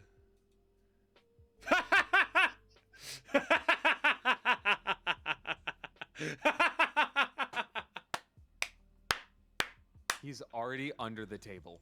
He is. He's in Are wait. you two done yet? You can't make a grilled cheese. I just want you to know that. He's already in position. He's taken up the mantle. Ow! Come on. Don't make me get the bottle. Which kind of bottle? He didn't specify. It might be a baby bottle. Run. I mean, hearing all this makes me want to grab a bottle. Dang. Well, we have 15 minutes left. Like, man, it feels like this show went by quickly today. I don't know about you guys. We covered a lot of ground. And man. I'm not gonna lie, it felt really good to get back to the roots of me like actually asking questions, like legitimately researched questions. So yeah, this has been fun. The food chart is going to rip this family apart. Yeah, it will. So with these last 15 minutes, or rather, did the aura happen? There was an aura redeem. When? Nobody redeemed an aura. Is there? No. Hold on. I can check in 2 seconds. Also, I am still And number ooh 1 on happened. that's the sound effects. Ara Oh, my ara. ears! Holy hell! I am so glad I have the stream muted. Yep, me too. Oh, I just like hearing his random cries, and then I go, oh, someone must have Ame, Dr. Pepper. Did you want the actual aura? Because I can give you the aura. Here, I'll refund you the the. I refunded you that sound effect. I refunded you that sound effect. All right, we're gonna do our auras. So anyway, since you redeemed it, Ame, you dictate how it goes. You dictate which. Oh! I saw 54 unchecked things, and I'm like, ah, man, that's going to happen. Yep. Phantom Val Abbott. All right. Yeah. I don't know what Are this you means. saying Ame instead of Amy? Oh, I guess I have. I don't know what the So redeem is. So it's the uwu, but instead with the ara. So I'm doing an ara. Phantom is doing one. We invite you to do it, but if you say no, you'll be the first one, and which is okay. I've never done one before. You've never done one? It's okay. Weird fun. It's okay. Plenty of my guests had never done an ara before this. Several. So we can show you how it's done, and then you can decide. Okay? All right. Well, I guess I'm up I first. guess I'm learning from the masters. Let's go. All right. Phantom Val and Abbott.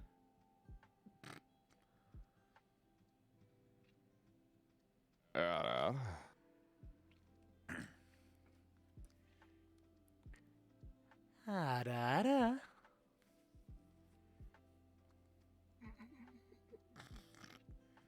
I can't do it.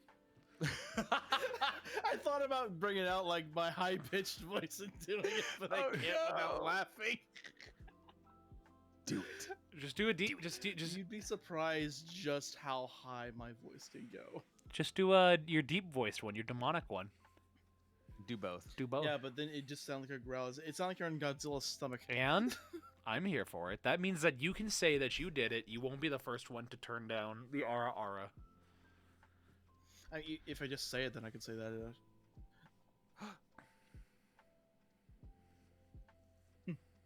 What does that even mean, though? Like, what is My ears. What is that?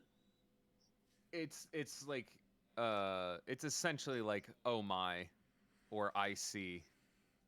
It's just kind of like it's kind of just like a random exclamation. Oh, Robin's here. Hey, Robin. Also, thanks for the Kind of like how UGH is read as for like a grunt. Like it's not a word, right?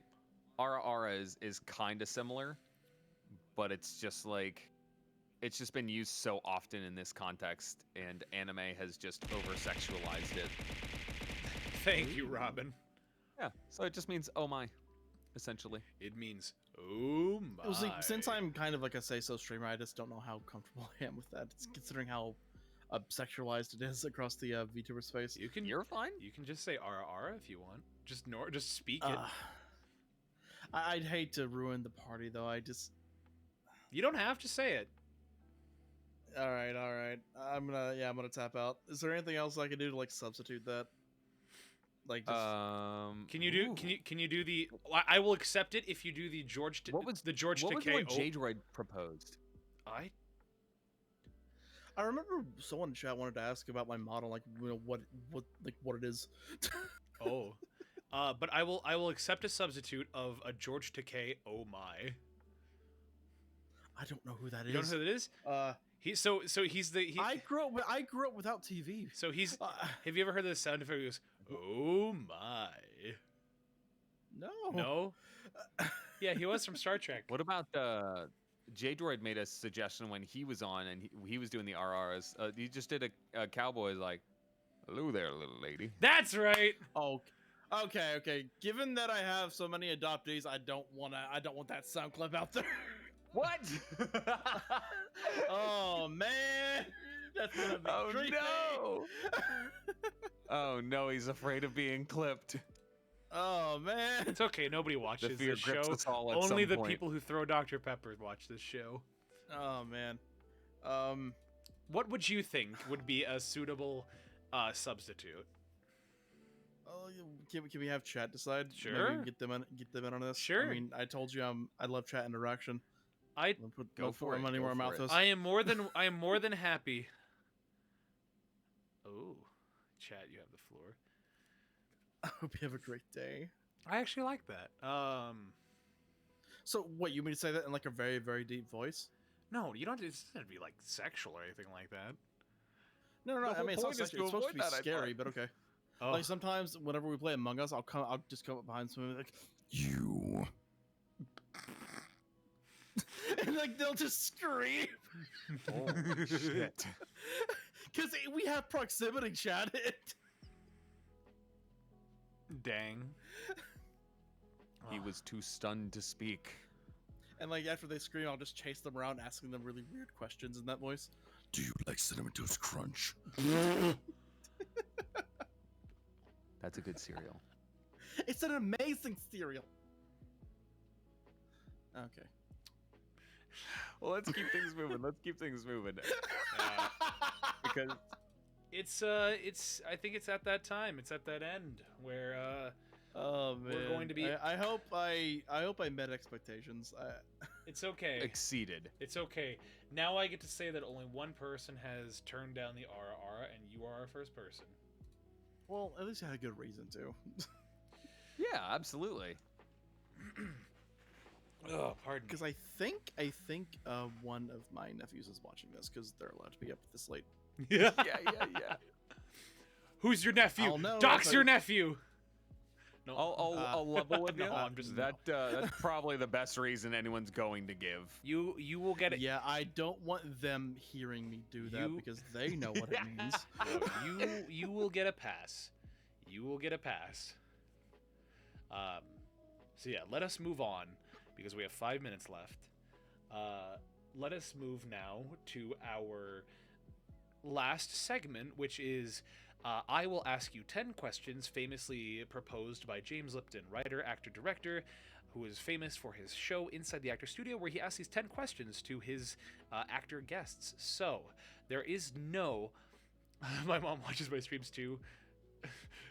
I'm not gonna make that my fun. streams. I was about to do a Markiplier, and I'm like, "Mom." That's what he did one time. Damn. He did that one time during an interview where somebody said, "I don't see a dad contact in your phone," and Markiplier just went, "Dad."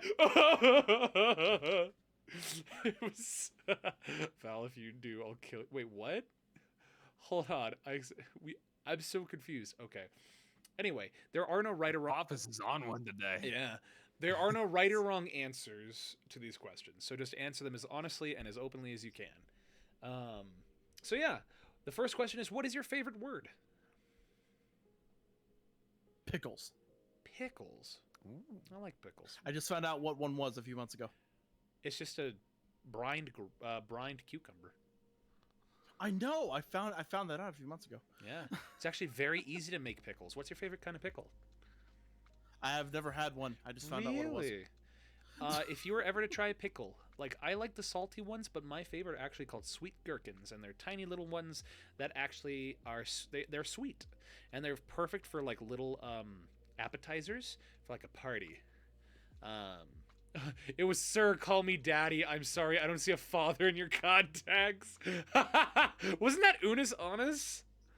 Anyway. Yeah. I remember that clip. But anyway, yeah. Yeah, I don't know about types of pickles. I just know that they exist. Yeah. I thought they were completely separate from cucumbers. Yeah, no. So one time I asked my friend, "Can you pickle a pickle?" He said, "Yeah, that's why it's got a pickle." There's actually a clip out there. It's really funny. That's funny. What is your least favorite word? My least favorite word is clout. Clout. Is it because of the way it sounds, or is it because of the meaning? Because of how overused it is. Ooh, sweet pickle wrapped in Black Forest ham. That sounds good. That sounds really good. Sweet and salty. No, I can imagine that. It's like the word it's like the word riz. Hate the word riz. I mean, at least that's used in a positive connotation. Whenever someone calls you like a clout chaser, Yeah. and it's just you trying to attract an audience. Bread and butter pickles. It's kind of like boomer, where it's like it really doesn't have like any positive connotation. Like, no one's like, "Oh, what's up, boomer? How you doing, my boomer?" It's like, no, My boomer. Moving on. What turns you on creatively, spiritually, or emotionally? The future. The future. Just thinking of if this works, where I'm gonna be, if this, in a few years from now. So then, what turns you off? Some of my illnesses. Oh, They sometimes get in the way. I'm sorry. But all in all, I'm going to push through. That's what I tell myself. I'm going to do this no matter what. I don't talk about him because I don't want people to see me as, oh, he's this feature. It's a charity case. My illness. Yeah, I'm going to succeed by my own volition, not because of anyone feeling sorry for me. It just reminds me of a streamer I saw. One of the things they said is that because they openly talk about being on the spectrum with autism. They say, my psychologist says that I have autism. I call it I have that dog in me, and it's fun to see. I'm not saying anything. I'm not saying anything wrong with people talking about their illness. Oh, I'm yeah. just saying that's my view. Yeah, well, for me, that's for me. Oh yeah. What I mean is that you don't let it define you, and you push past it. Yeah. Yeah, good on you. You have a good head on your shoulders with that.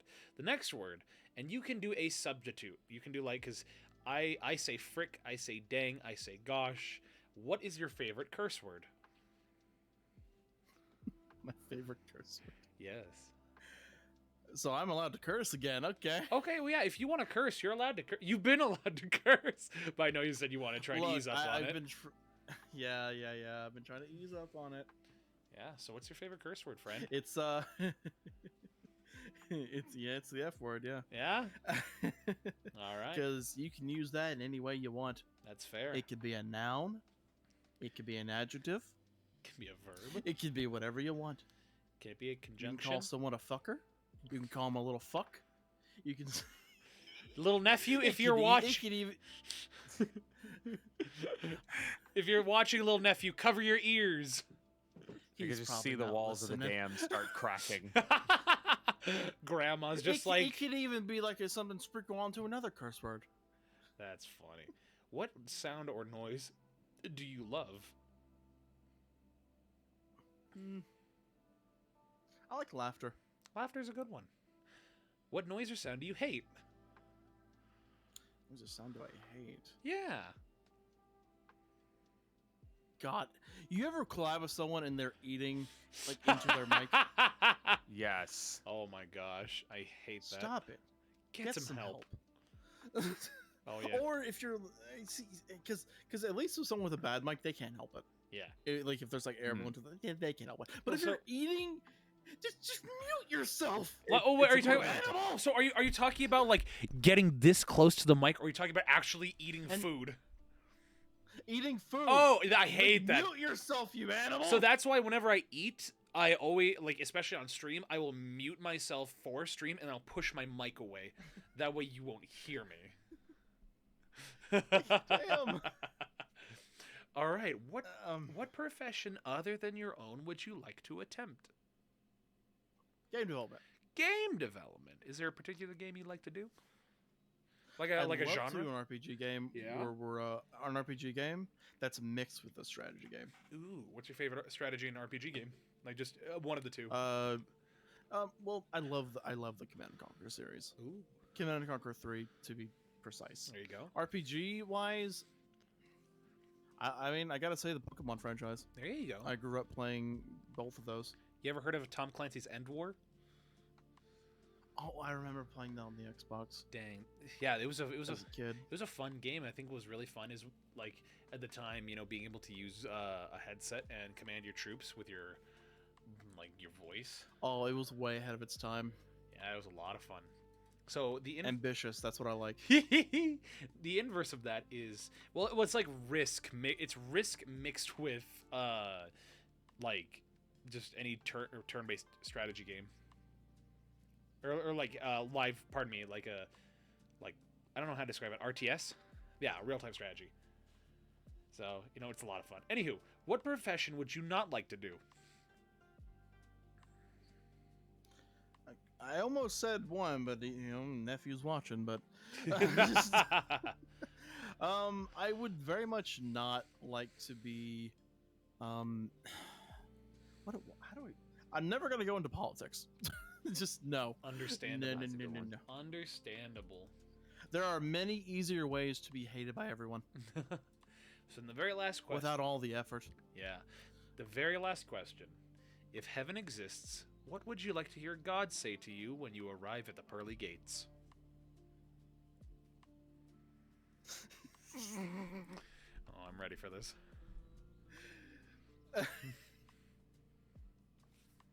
He's dying. Okay, so it depends on the god. Like, is he like an all-watching, all-knowing, or is he just up there, just waiting for people? The question just says, "What would you like to hear God say when you arrive at the pearly gates?" That's completely up to you and your interpretation. Okay. So it's not something to think too hard on. Bless you. Man, I'm thinking about this. Mm-hmm.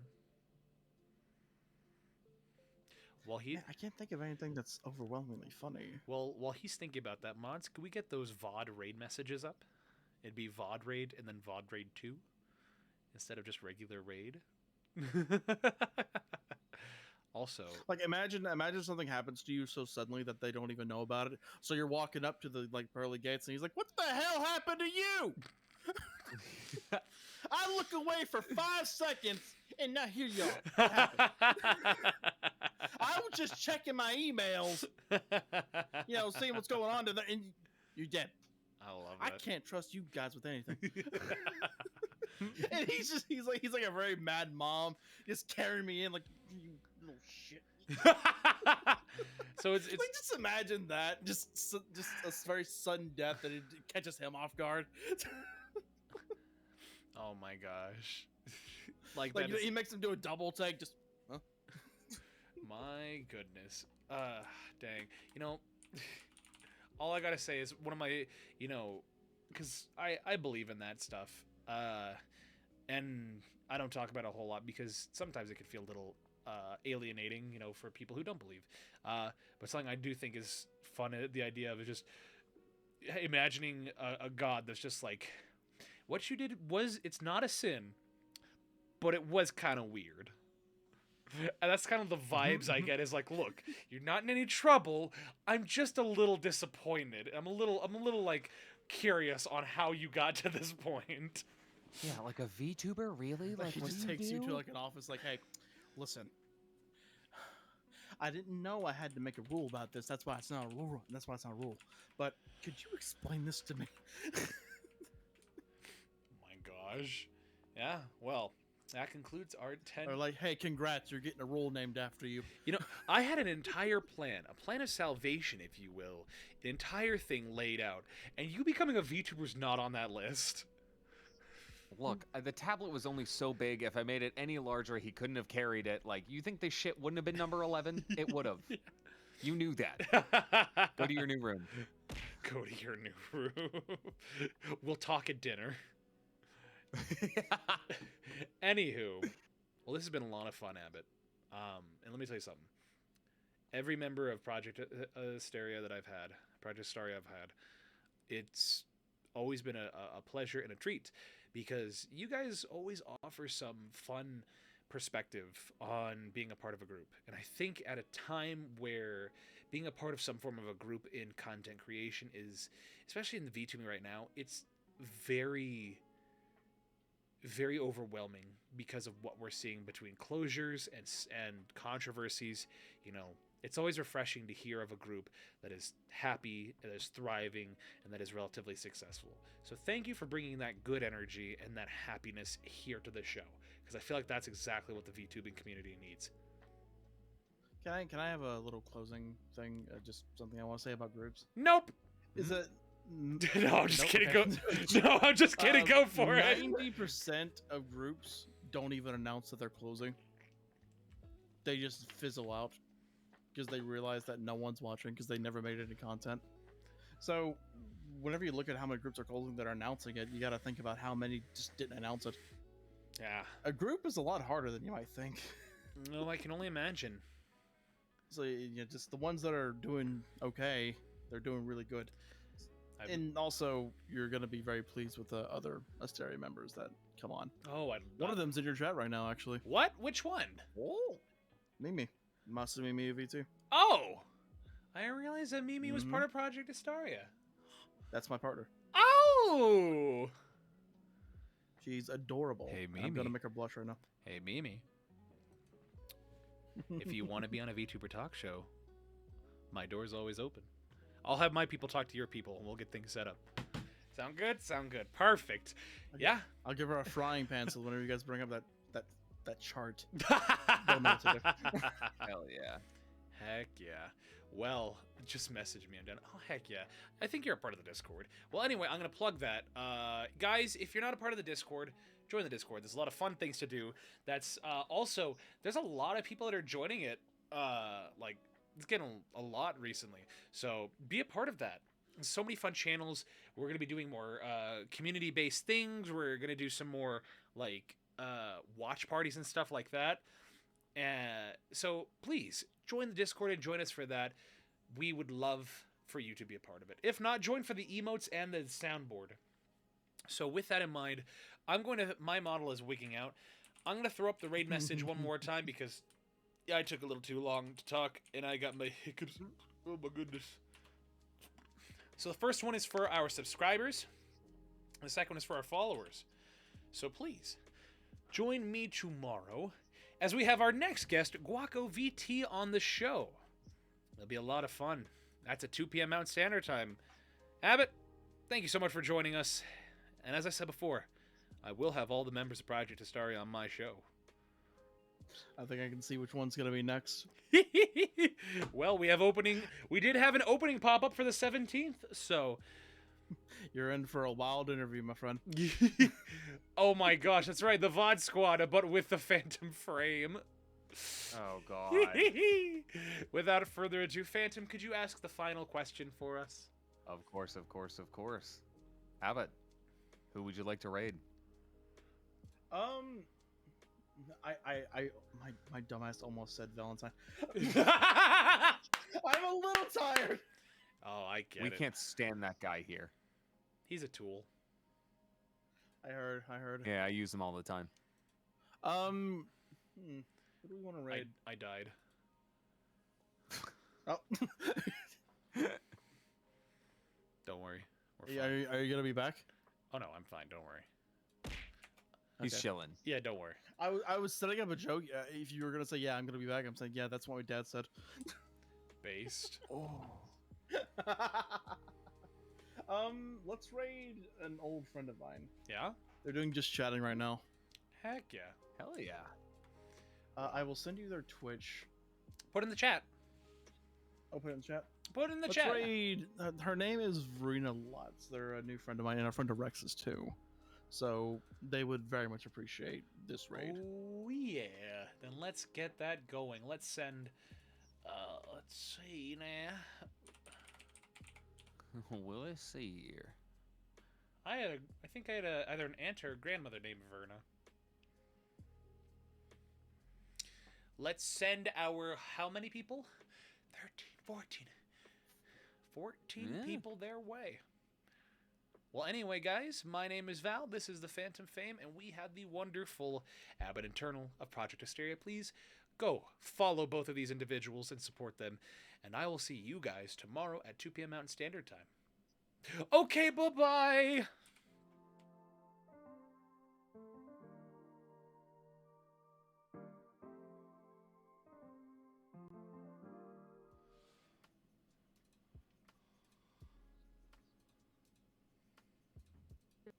I will reward you after.